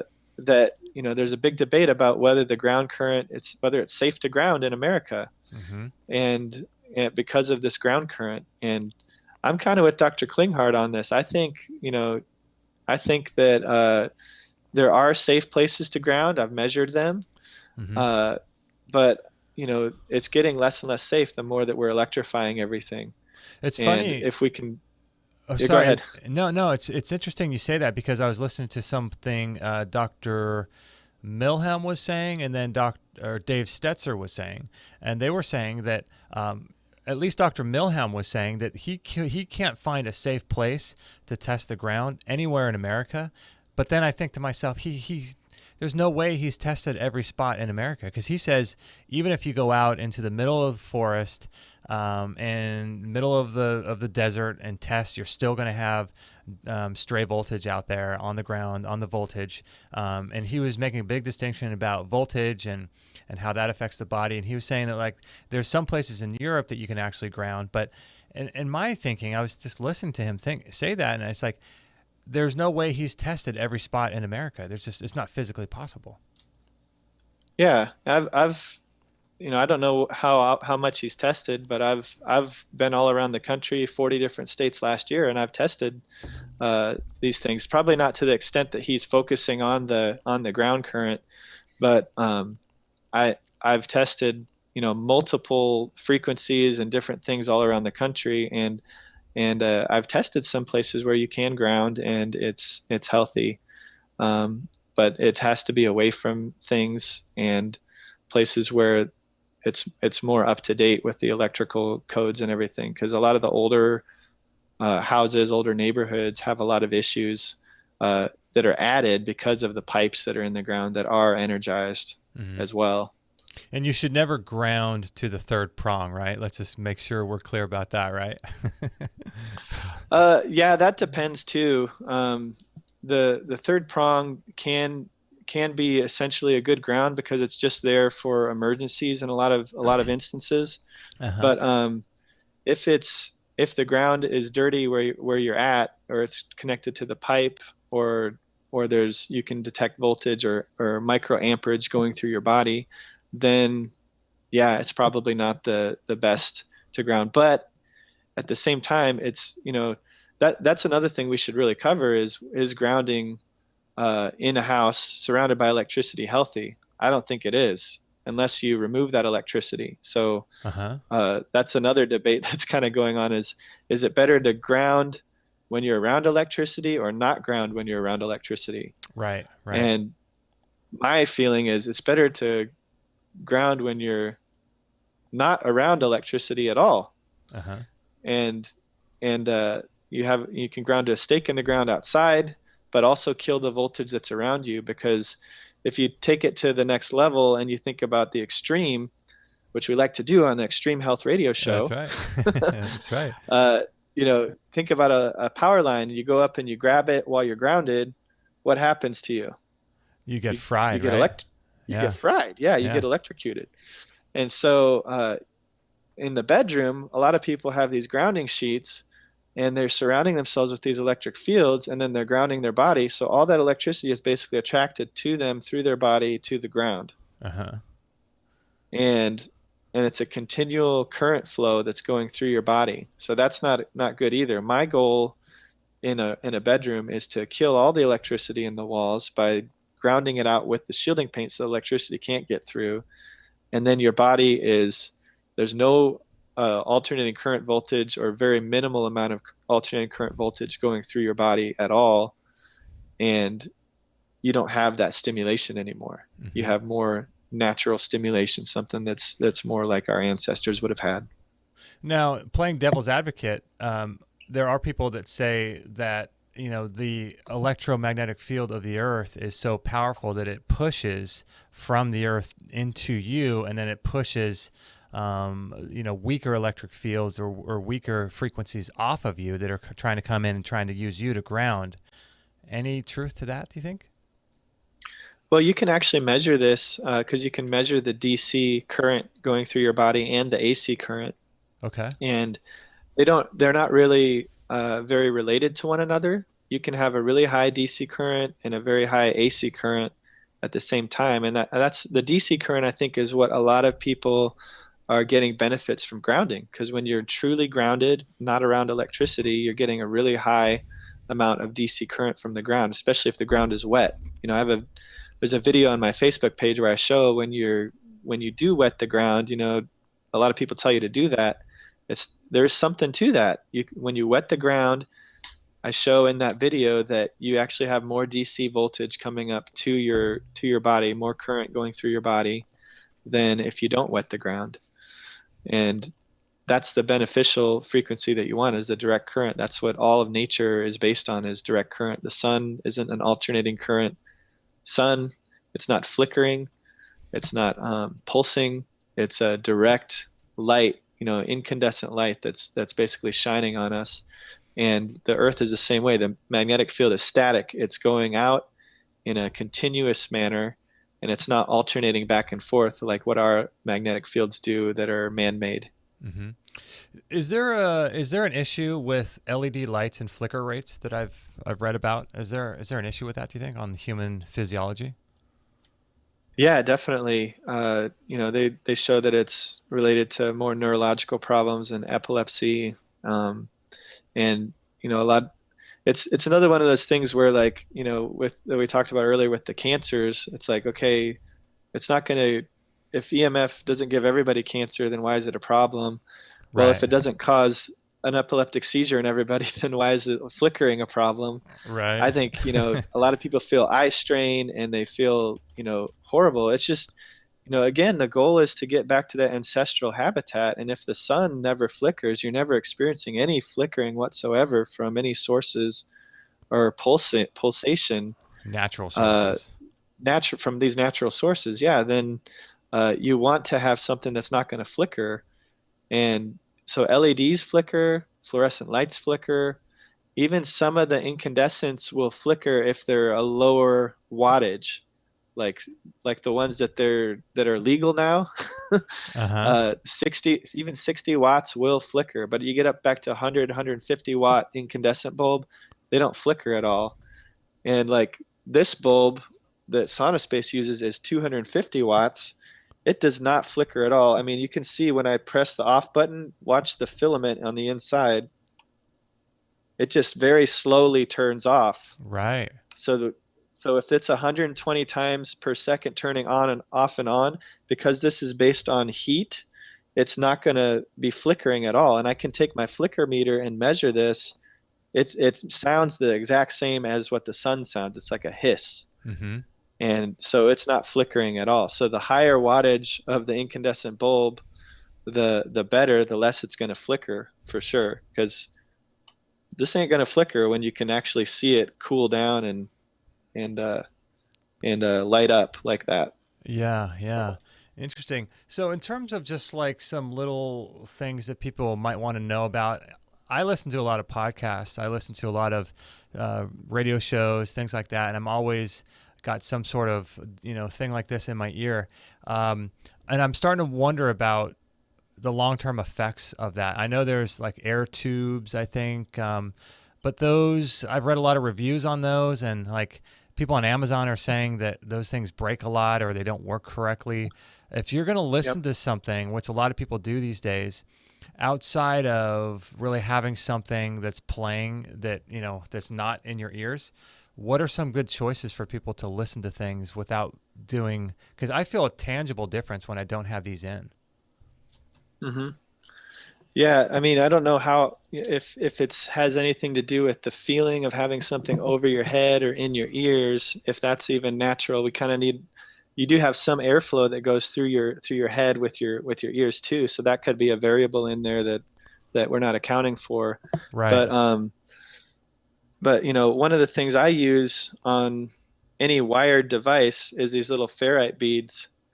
And you see these built in on some headphones, but you can get these little ones on Amazon. They're little ferrite beads, and you snap them on. I've got two on mine, and that's there used to be a little meter that 3M made that could actually measure the high frequency going through the wires, and they don't have it anymore. I think they discontinued it. So I'd really like to get my hands on one so I could actually test this, because I'm big on testing things before recommending. Okay. And but they showed in a video that I saw randomly on YouTube. I don't even remember how to find it now. I know, But right? that you test this side where the ferrite bead, after the electricity or the signal has gone through the ferrite bead, and it's a much lower RF frequency than on the other side of the Interesting. wire. Okay. And so seeing that made me believe it enough to test it. And so I've been doing some further testing without much success, trying to use different meters and things. But I'm on the search to find out if there's much to the whole needing the air tube headset, and if that's a thing. I think for people that are highly electrosensitive, they definitely notice a difference. Mm-hmm. But for the average person, they're getting blasted with four like 4 or 5 thousand microvolts of microwave frequency, and they're worried about the like half of a microvolt that's going to their ear. Yeah, I know. It's kind of funny, So right? yeah. Yeah. What about different mitigation devices that people can put on their laptops or their, stuff like, when they're driving or, obviously distance is the number one mitigation device, right? But what are some other mitigation devices that people can get or think about that would help in that regard, do you think? Well, I think there's a lot of habits that you can develop that are the best mitigation uh, device. Mm-hmm. Basically, like whenever I get in the car, all of us, whether we want to admit it or not, depend on our GPS. Um, maybe not you because you haven't bought into the cell phone yet, Yeah, but most, and you maybe if you've lived in an area enough, you don't need it. But if you're ever in a new area, a lot of times people hold onto their GPS like their life depends on it, or Oh, their phone or totally. whatever. I know. And so one hack you can do with your phone or your GPS, actually, I don't know about your GPS, but your phone, a lot of people use their phones for GPS, is you go ahead and route it to your destination, and then after it's routed, it's already downloaded all that information, so then you can put it on airplane mode.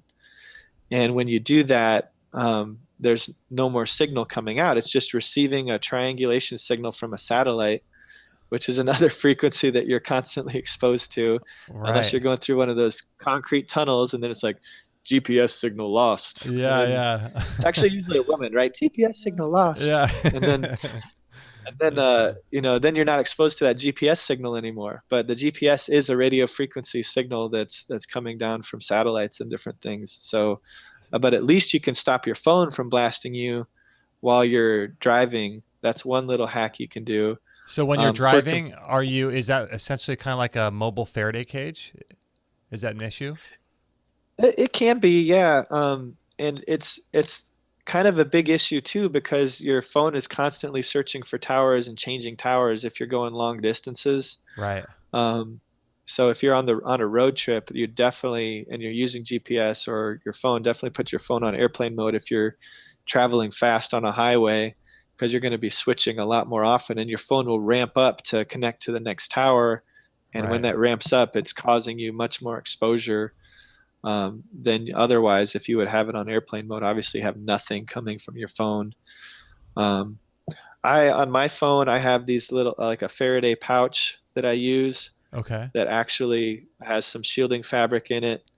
And when I do use my phone, I'll put it on speakerphone and then put it in the outside pocket.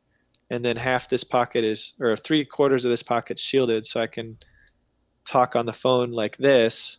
And then I have two layers of this shielding material between me and the phone, or I'll just set the phone down. Sometimes I'll set up headphones onto it and put it away from me. Wow. So that's something you can do. And there's lots of different options for that. This one my wife made me. Oh, I was going to ask you where you So got it. Yeah, so you can't buy that anywhere then. Custom made. no, well, she's sold some of them, but it's just it's such a hassle. And I have three girls, so like we're always busy with them, and I'm always doing my other stuff for the EMF business and my nutritional work. So Yeah. it's like another side of the business where you just need to hire someone to make these I know, things. right? Easy. Yeah. Yeah. What about grounding your car? I know a lot of people have done that, and grounding is a very complex, as we talked about, right? It depends on where you are on the earth, the geopathic stress. It depends on a lot of things for it to be good or bad. But so when you're driving using the public way, easements and driving for 30, 40, 50 minutes, you're covering a lot of distance. Do you think it's wise to ground your car? I think that if the way that people ground the car is that little metal strip that goes like on the back of the wheel or like the mud flap or whatever. It looks like a Yeah. little strip that's pretty close to the ground. And essentially, what you're doing is you're making your car have a lower voltage potential. Okay. Um, and the ground in any car is normally just like the frame or like the frame is all connected and then maybe the outside of the car is connected to the frame and so there's this big chunk of metal and that's the ground because it's the lowest voltage because the voltage is spread the thinnest Okay. throughout the entire vehicle. And so the highest voltage is where it's connected to the battery and everything. And I'm kind of thrown up in the air about this right now because if your car is connected to a battery, then you're running on DC.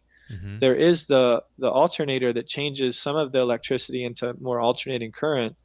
But the biggest issue in cars that I've found, regardless of the grounding thing and whether that's good or not, is well, I'll answer your question first. The ground is something where it's like a very minute thing that it's very hard to measure because you can't really have true ground while you're driving to know exactly what's going on. Uh-huh. And I've measured this extensively. It's just hard to know exactly what's going on because I don't have a cord that's like 100, 200, 300 feet long to test the ground while I'm driving. Right. Yeah, yeah, yeah. But you need a point of reference essentially. But you can see that you're definitely lower when you're connected to a grounded part of the car that's like the lowest voltage. Uh-huh. Um, but at the same time, if that's not the lowest potential voltage, then why is it good to ground when you're surrounded by electricity anyway? Right. So then you're attracting all those the amperage to go through your body. But yeah, the biggest issue in the cars is actually the magnetic fields created from the engine and then the tires spinning.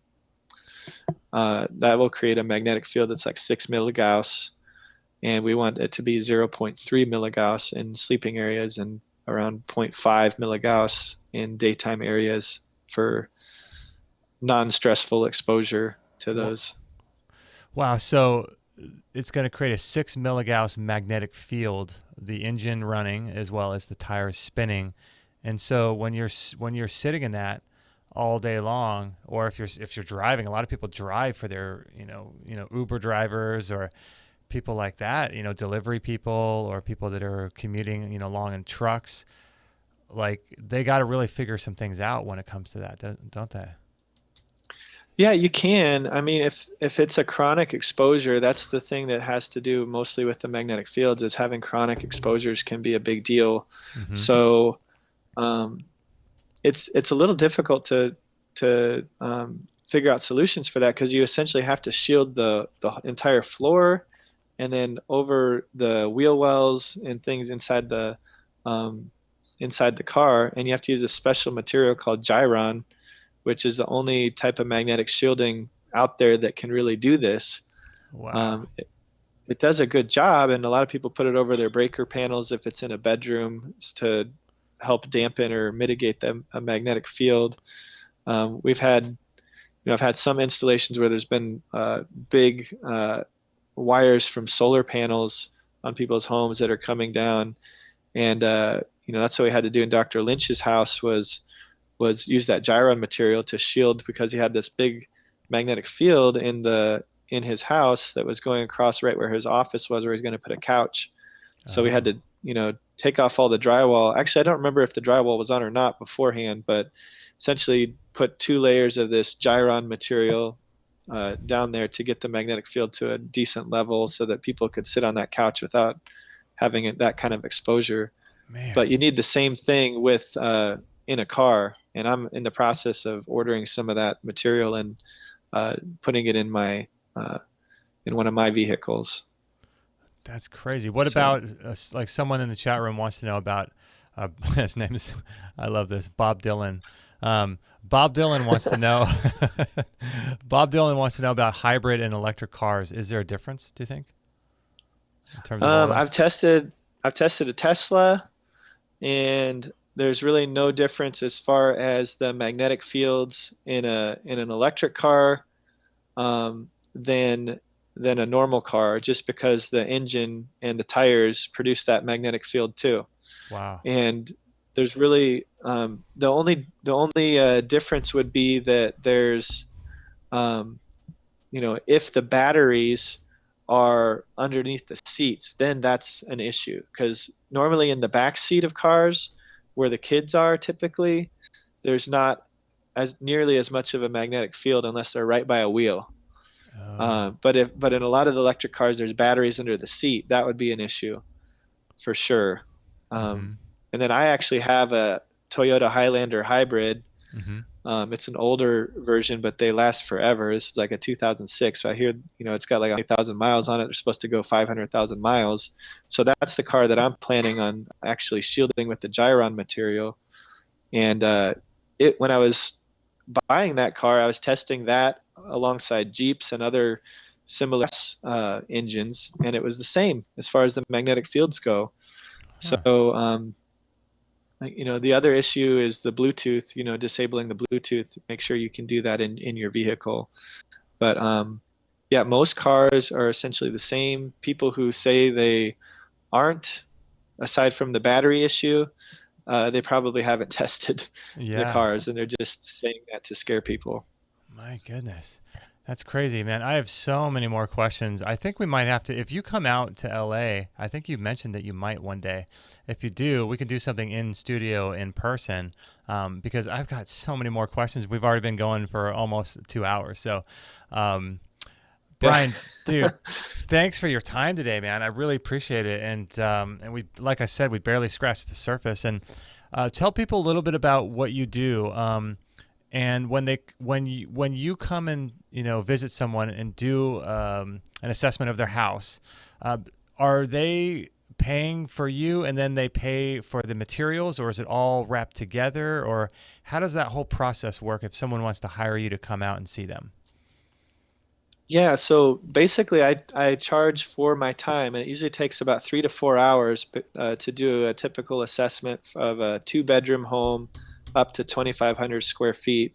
Okay. And my current going rate as of now is $997 for that two bedrooms up to 2,500 square feet.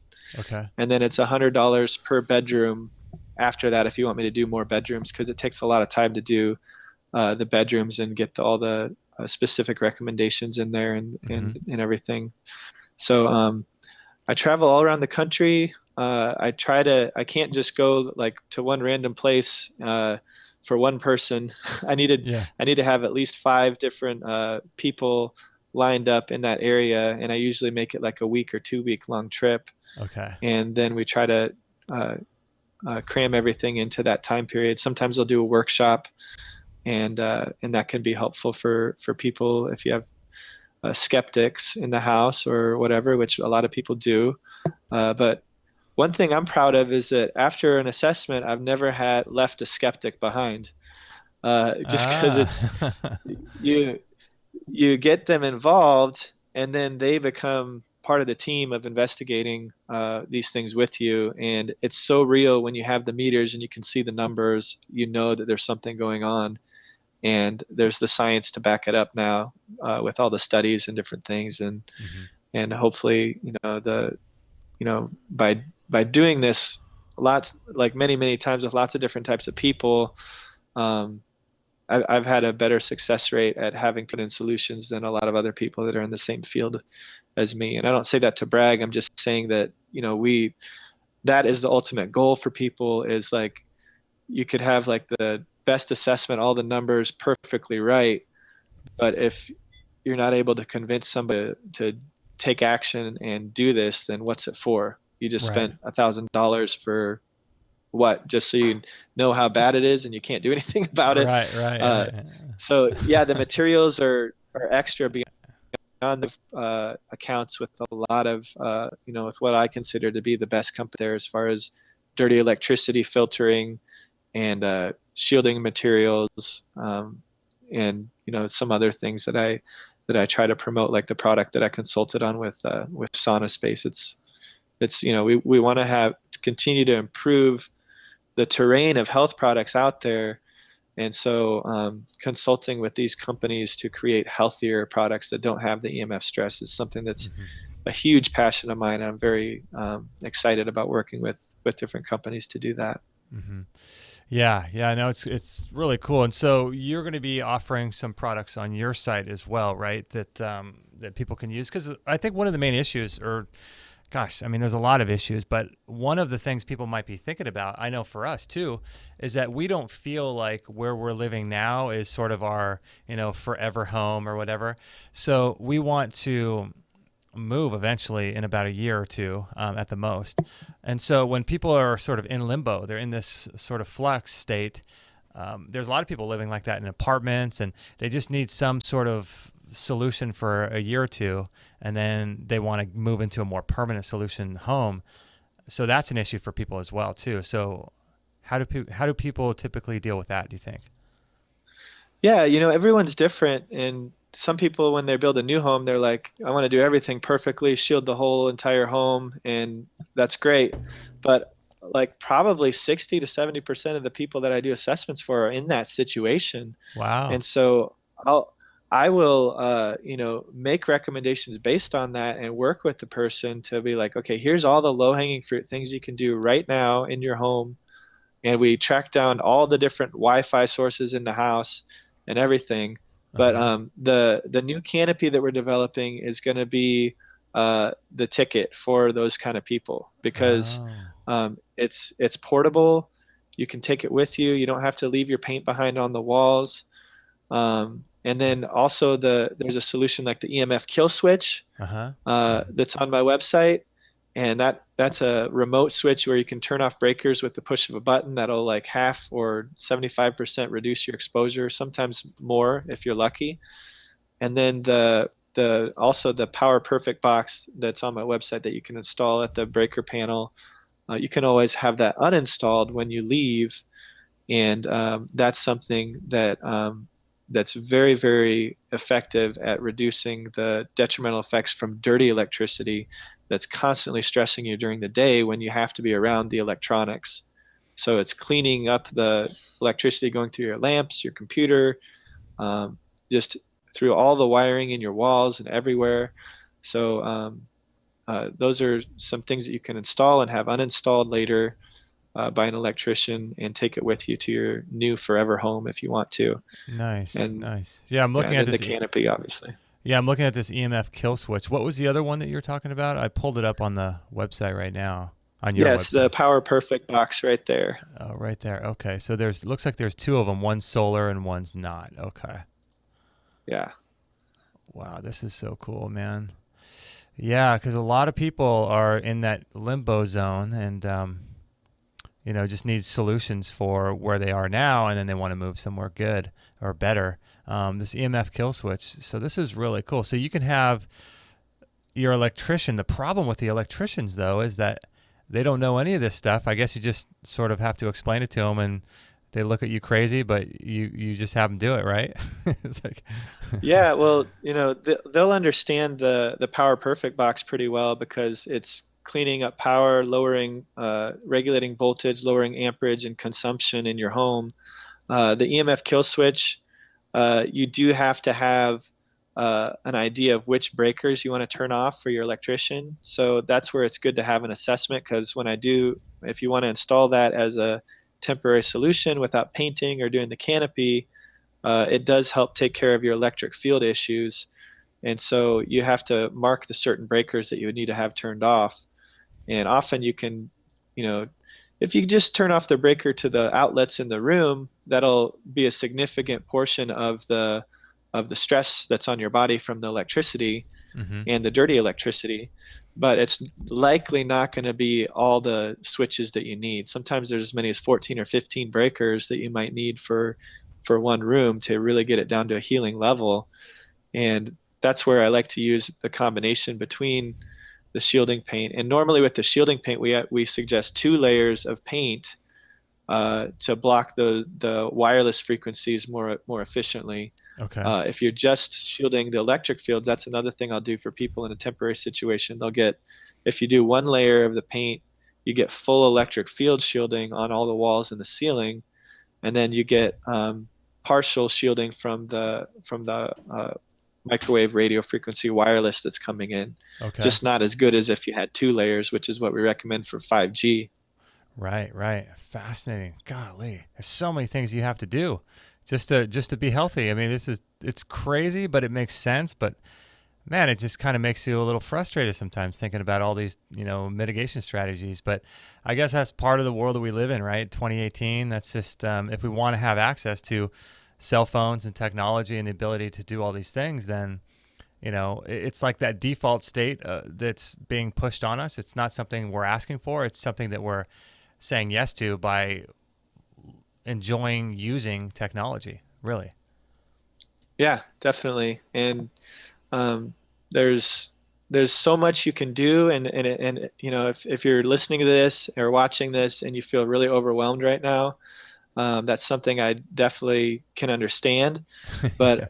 I don't want you to feel that way. I want you to feel that there's hope. There's a solution for all these problems that we have. Right. And if we just fix these things and fix the bedroom, there's a checklist. You can check things off your list, and it might take you 2 years, 5 years to get everything down. But then the rest of your life, you have these things that are solved in your home and the place where you're residing. And for kids, I have 3 girls. They're 9 years old, 6 years old, and 3 years old. And for them, that's like one of the easiest things I can do for their health is provide a shielded healing. Did you catch that? Yeah, that was shielded, good. a shielded healing space for them, Uh-huh. in our home, and 100% compliance. All they have to do is go to sleep in that room, and they get 8 hours of ancestral healing therapy every single freaking night. I love it. And I don't have to force feed them like their bone broth and their Yeah. like vegetables and everything. You just say, okay, go to bed, and you get that healing therapy every single night. Mm-hmm. And when you put it in that perspective, it's like, of course, this is like one of the easiest things you can do. A third of your life is spent sleeping. Uh-huh. So a third of your life is also spent healing after you have everything shielded. Yeah. And, it's, to me, it's a no-brainer. And that's why I really wanted to help emphasize this with people. And I feel like it's such an important issue. Yeah, totally. And I think that one of the things people get wrapped up in is they learn about what all this stuff is doing, like to their health and to their physiology, and they think, oh, I want to fix it, and I want to fix it now. And so that's the problem, is that, I like what you said there about, let this be like a 2-3 year project, because, some of this stuff is expensive and you have to sort of budget for it and all that. But it's important to know that as long as you're working at getting healthier and creating a healthier environment that you live in all the time, make it a long-term project. That way it's not stressful to you and you have to feel like you have to have it done tomorrow or today or something. So I like what you said there. Yeah. Mm-hmm.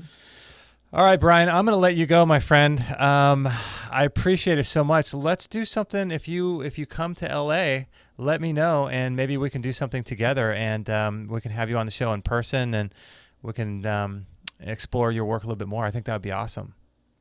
Yeah, I'd love to do that. Awesome. All right, Brian, I will let you go and say goodbye to everyone. I appreciate you being on, my friend, and just sharing all this information. If people want to find out more about you, it's shieldedhealing.com. Is that right? That's right. Shielded Healing. All right, Brian, I will talk to you soon. Thank you so much again for being on.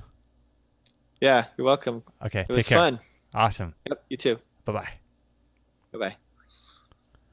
All right, there you go, Mr. Brian Hoyer from Shielded Healing. Let me bring his website back up, and you guys can take a look at it, shieldedhealing.com. Man, my mind is blown with all this stuff that he's talking about. What did you guys think? The after show is kind of fun because then it's like we get to really talk about the guest and what he said. Carrie Harvey says options for renters would be awesome. That's true. P900 says nice if you can afford it, but most people can only afford to live from week to week. That's true. That's true. But this is an opportunity for us to expand and to grow and to bring more abundance into our life, right? Let me bring myself back on and let me look at what some of you guys are talking about. Carrie saying, when is the new canopy that he's working on going to be available? You know what, Carrie? Thanks for asking. That was on my mind to ask him. I was going to ask him, and then we got sidetracked. But stay tuned to his website and is to his Facebook as well. And you'll probably, if you sign up to his newsletter, you can probably, in fact, I'm going to do that too. I'll sign up to his newsletter so that I can find out about that, because that sounds like a really good option to me. But what I don't want you guys to sort of think about is how disempowering all of this can be, right? When you start thinking about all this stuff, you start thinking about what this does to the physiology of people, to our biology, and what it's doing to us. Like we talked about the calcium ion channels in the cell opening up, allowing calcium to flood into the center of the cell, which causes all manner of disease. Then you talk about the ability for the body to hold an electric charge and to carry voltage, and it dehydrates the cell, prevents the mitochondria from making water, all these things. And so it's really easy to be like, oh, all these assaults to our body are really going to kill us, right? It's important to hold. This is where the spiritual side of health, I think, comes in, is that we have to know that we're here for a purpose and we're here for a reason. And as long as we can stay connected to that purpose and to why we're here, you can be, in my opinion, it's like, mind over matter kind of a thing. You can be exposed to a lot of things that would normally hurt most people. But if you're strong within yourself, then if you figure yourself, okay, if you were to get testing and say, my house is incredibly toxic in terms of EMF, right? And you knew that. But you knew that in 1 or 2 years you're going to be gone. If you develop that cultivation of internal spiritual exercises and you start having a strong purpose of who you are and why you're here, then it's almost like a Jedi master. You can offset a lot of this stuff. And I wouldn't recommend that for long term, because I don't think it's wise to be airy-fairy and just have your head in the clouds and think that nothing's going to affect you, because to some degree they are, and our stress levels get affected all the time. But what I'm trying to say is that it's really important for all of us to make sure we don't listen to stuff like this and feel disempowered, or listen to the interview we did with Stephanie Seneff and feel, I'll take these things off. Listen to the interview we did with Stephanie Seneff and think that, oh, glyphosate's everywhere. I mean, she was talking about glyphosates being in the air that we breathe, because 10% of gasoline is ethanol, which is sprayed usually with GMO Roundup, glyphosate. And so that's part of the gasoline. And then the exhaust, we're breathing that. And so you could really easily start going down a path of like self-deprecation, disempowerment, feeling like all these outside circumstances are going to be damaging to your health. This is why, I think that you can't have health without having all these other factors be a part of it. Your spiritual connection, your walk with God, your connection to each other. Like he was saying today, that we need to have connection to each other.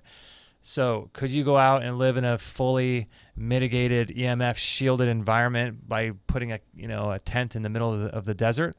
You could, but you're not going to have that connection with other people and that ability to affect other people's lives. So how do we do all this stuff together? And like he said, he hopes that all this information isn't making us feel overwhelmed, because there are solutions. And I think it's important, like we're saying, to take this as a long-term project, right?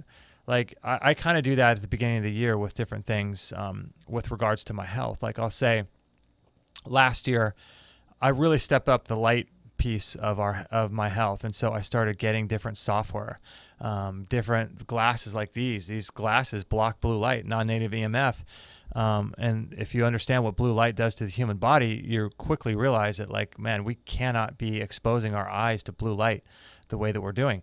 And so that was part of my strategy last year, is to start getting into working in this area. Some years I know I've gotten really into herbalism and tinctures. Other years might be growing a garden. Other years it might be, working with mushrooms or working with herbs or learning how to work with essential oils. Just put stuff that's on your list at the beginning of the year and just work at it. Slowly work at it and slowly pick away at it, because a lot of this stuff does require a lot of time. I mean, you could spend your all day making molecular hydrogen water and magnesium bicarbonate water, and you can spend all day long doing these things. But I think it's important to build things into your lifestyle that are fun, that you enjoy, that help you feel empowered and make you feel good, and not focus on all of this negative stuff. And I think that is so inextricably linked to health, because in the health world, you start realizing quickly that all these things are killing us, right? Like I'm sitting in front of a computer exposed to blue light. Wi-Fi is all around me right now, right? But I have to have a strong sense about who I am, because if I don't have that, I get into that mindset where all these things are going to kill me. And I think it's so important. Do you guys in the chat room feel like that? I'm sure that you do. Because how could you listen to an interview like that, or just any other interview that we've done, like the one recently with Stephanie Seneff, and not think that all these things are killing us, and not be able to hold that space? Carrie says, exactly, it's healthy to focus on the things we can control and not get caught up in the things we can't control. Can you control it? Yes. Then why worry? If you can't control it, then why worry? I like that. Balance, Nikki says. It's so true. It's so true. That's why I think it's so important to develop these other sides of ourselves, personal development, success, technology, spiritual growth. You can't do the physical without having the spiritual. You just can't. I mean, you can do whatever you would like, but it's not going to benefit you in the way that you think it could if you don't have this multi-layered approach to healing. And that's why, I don't stress out right now. I'm exposed to this blue light here. I'm exposed to radiation right now, but afterwards I'm going to go outside. I'm going to reconnect with the earth. I'm going to look into in the direction of the sun. I'm going to remind myself why I'm here and what type of effect I'm having and my life has on other people. And so developing that inner spiritual connection, I think, is so important. So important. Because like Dr. Cruz says, you can't heal in the same environment you got sick in. But why couldn't you? Right? That's what he says, but I say, why not? Right? Anything is possible. Anything is possible. That's why a lot of people that come on our show, they say things that I don't necessarily always agree with. And that's why it's kind of fun to kind of have this sort of private time at the end of the show, talking with you guys. And so it's kind of fun. We get to talk about the guest. I love Brian though, man. He's got probably the best approach to EMF that we've talked to ever. We've talked to a lot of people. We've talked to Dr. Emil de Toffel. We've talked to, there was another guy out of Europe that we talked with. And we talked with, the guy that puts together the EMF shielding pads for our laptops. There's a lot of people that we've talked to. Magda Havas, we've talked to her. I don't know. There's something about Brian that I really like, his balanced approach. I really like what he's doing and helping people as well. So maybe we'll have him come out to our house and we'll do like a podcast like Ben Greenfield did, and we'll sort of record everything as we're kind of walking around, and he could share what he's finding in our house. So that would be interesting. Oh my goodness. Well, that was fun. I hope you guys enjoyed that. I hope you got some ideas from what he was saying. Let me just bring up and just remind you of what we got coming up next Monday. On Monday, we got Peter DeWitt. If you want to learn more about recall healing, Peter DeWitt is going to be the guy. He's going to be at Monday, 10:45 a.m. Pacific time, and we're going to talk about how spirituality affects our health. And I'm really a big fan of recall healing. Then we're going to talk with Bob Greska on Wednesday, and we're going to talk with him about carbon-60 and see if it really does impact the body the way he says it does. And so that's going to be interesting. We'll talk with him about that and see if it really does have an effect like he's talking about, a 95% increase in lifespan in mice. Crazy, right? Would you guys want to live that long? 95% chance. So that means if you live to 100, you'll be 195. Bob Dylan, I love your name in there. Tony Pantelaresco says we should wear mirrors. Do they reflect instead of block? Yeah, Dave Stetzer mentioned that this was on my list of things to talk to Brian about, but he mentioned standing on a piece of tinfoil for 20 to 30 seconds before getting into bed every night to discharge a lot of those electrons that we're building up in our body as a result of being exposed to 5G. I don't know. Dave Stetzer is he claims that no one really knows about EMF because they're not electricians, and he's the only guy that knows. And, a lot of people make claims like he's saying. But, ultimately what we need to take from all of these people that are on our show is, do they resonate with us? Is it something that we feel is true within ourselves? That's ultimately what it comes down to. Can you stand on a piece of tinfoil like Dave Stetzer says and offset a lot of the electrons that you're building up over the day being exposed to 5G and wireless? I don't know. But he also says that he's not a fan of grounding at all. But I'm with Brian. I think it's like what Brian says is kind of echoes what Adam Bergstrom says. Yes, no, maybe. There's always a possibility, an option, right? I mean, the earth is huge, right? So how could we say, like Sam Milham says, there's nowhere on earth that you can, or there's nowhere in America that you can test for the ground and have it be safe. How does he know that, right? I mean, he hasn't tested every spot in the earth, right? So that's why I think I love Brian's here approach. It's like, let's look at what he's saying and see if it's true and test as many different places as we can and see if we can't prove him wrong. That's the approach that I take. Platitudes, generalizations, not so much. Bob Dylan's, I just can't get over your name. It's so funny. Bob Dylan. I love it. Bob Dylan says, best to ground in the ocean in your bathing suit. That's right. Yeah, that's why I love surfing so much. P900, herbs plus head work. Yeah, that is the channel of Tony Pantalleresco. We've had Tony on our show before. He's a cool guy. Bob Dylan wants to know if C60 has been tested well enough for safety. According to the people that sell the product, they say yes. But then again, they sell the product. And there's nothing wrong with selling a product. There's nothing wrong with that. And you just need to make sure that what they're saying is true and not biased or skewed in any way.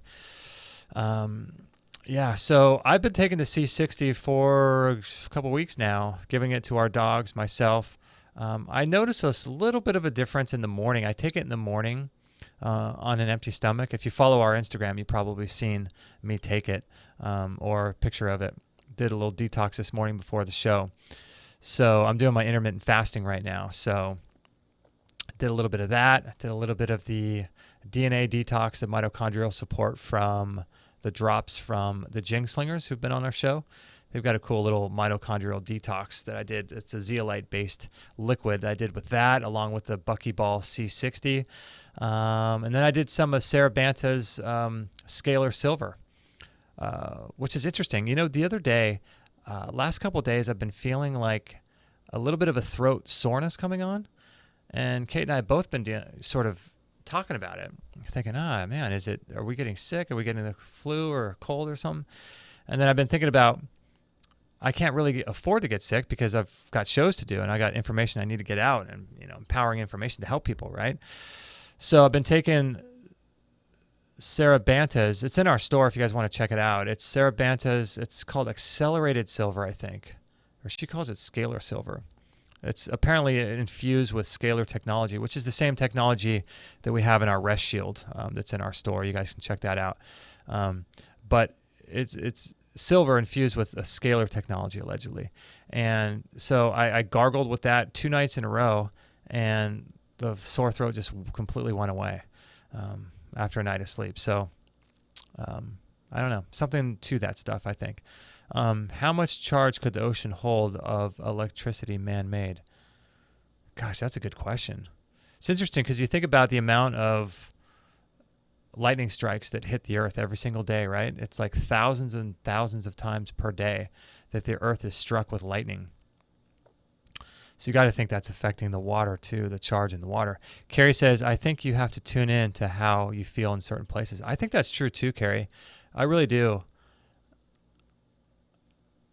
Some places you just get a sense of, right? Some places you just go and you just feel good there. You don't know why. Some places you don't feel that good.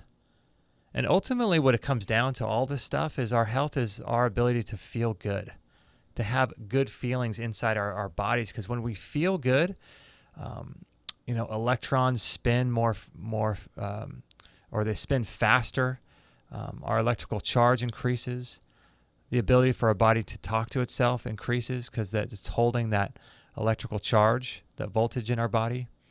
Like Dr. Jerry Tennant says, healing is voltage. So when you have that charge, you feel good.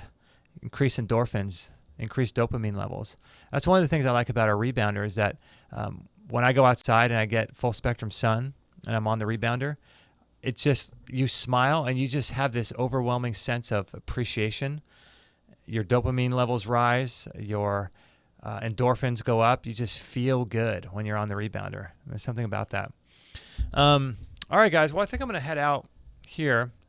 I'm doing intermittent fasting, and I haven't eaten since about 5 o'clock yesterday. It's about 1 o'clock right now. So I think I'm going to go home, have some fruit, break my fast with some fruit maybe, and enjoy the rest of the day. So I hope you guys enjoyed that show. If you're new to our channel or new to what we're doing, if you're one of Dr. Bergman's listeners or followers, let me bring up our website and you can look at some of our recent shows really quick. And we've got a lot of really cool shows.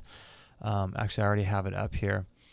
Some of our recent shows, we just produced one last night, which was cool. Dr. Scott Schur. Let me bring that up for you guys if you guys want to check it out. We talked about the power of hyperbaric oxygen therapy. That was a really cool show. Then we talked with Dr. Gerald Smith about medicine, post-concussion syndrome, cancer, autoimmune diseases. And then we talked to Richard Massey, Dr. Massey. Love that guy. We've got some of his content inside the Extreme Health Academy. We talked with him about recall healing. And so you can see a lot of cool stuff happening on our show. Epileptic seizures, breast cancer. Dr. Bergman was on. We talked about 5G with Nicholas Pineau. That was really cool. Improving immunity. Dr. Jack Cruz about light. And Dr. Mark Circus about molecular hydrogen.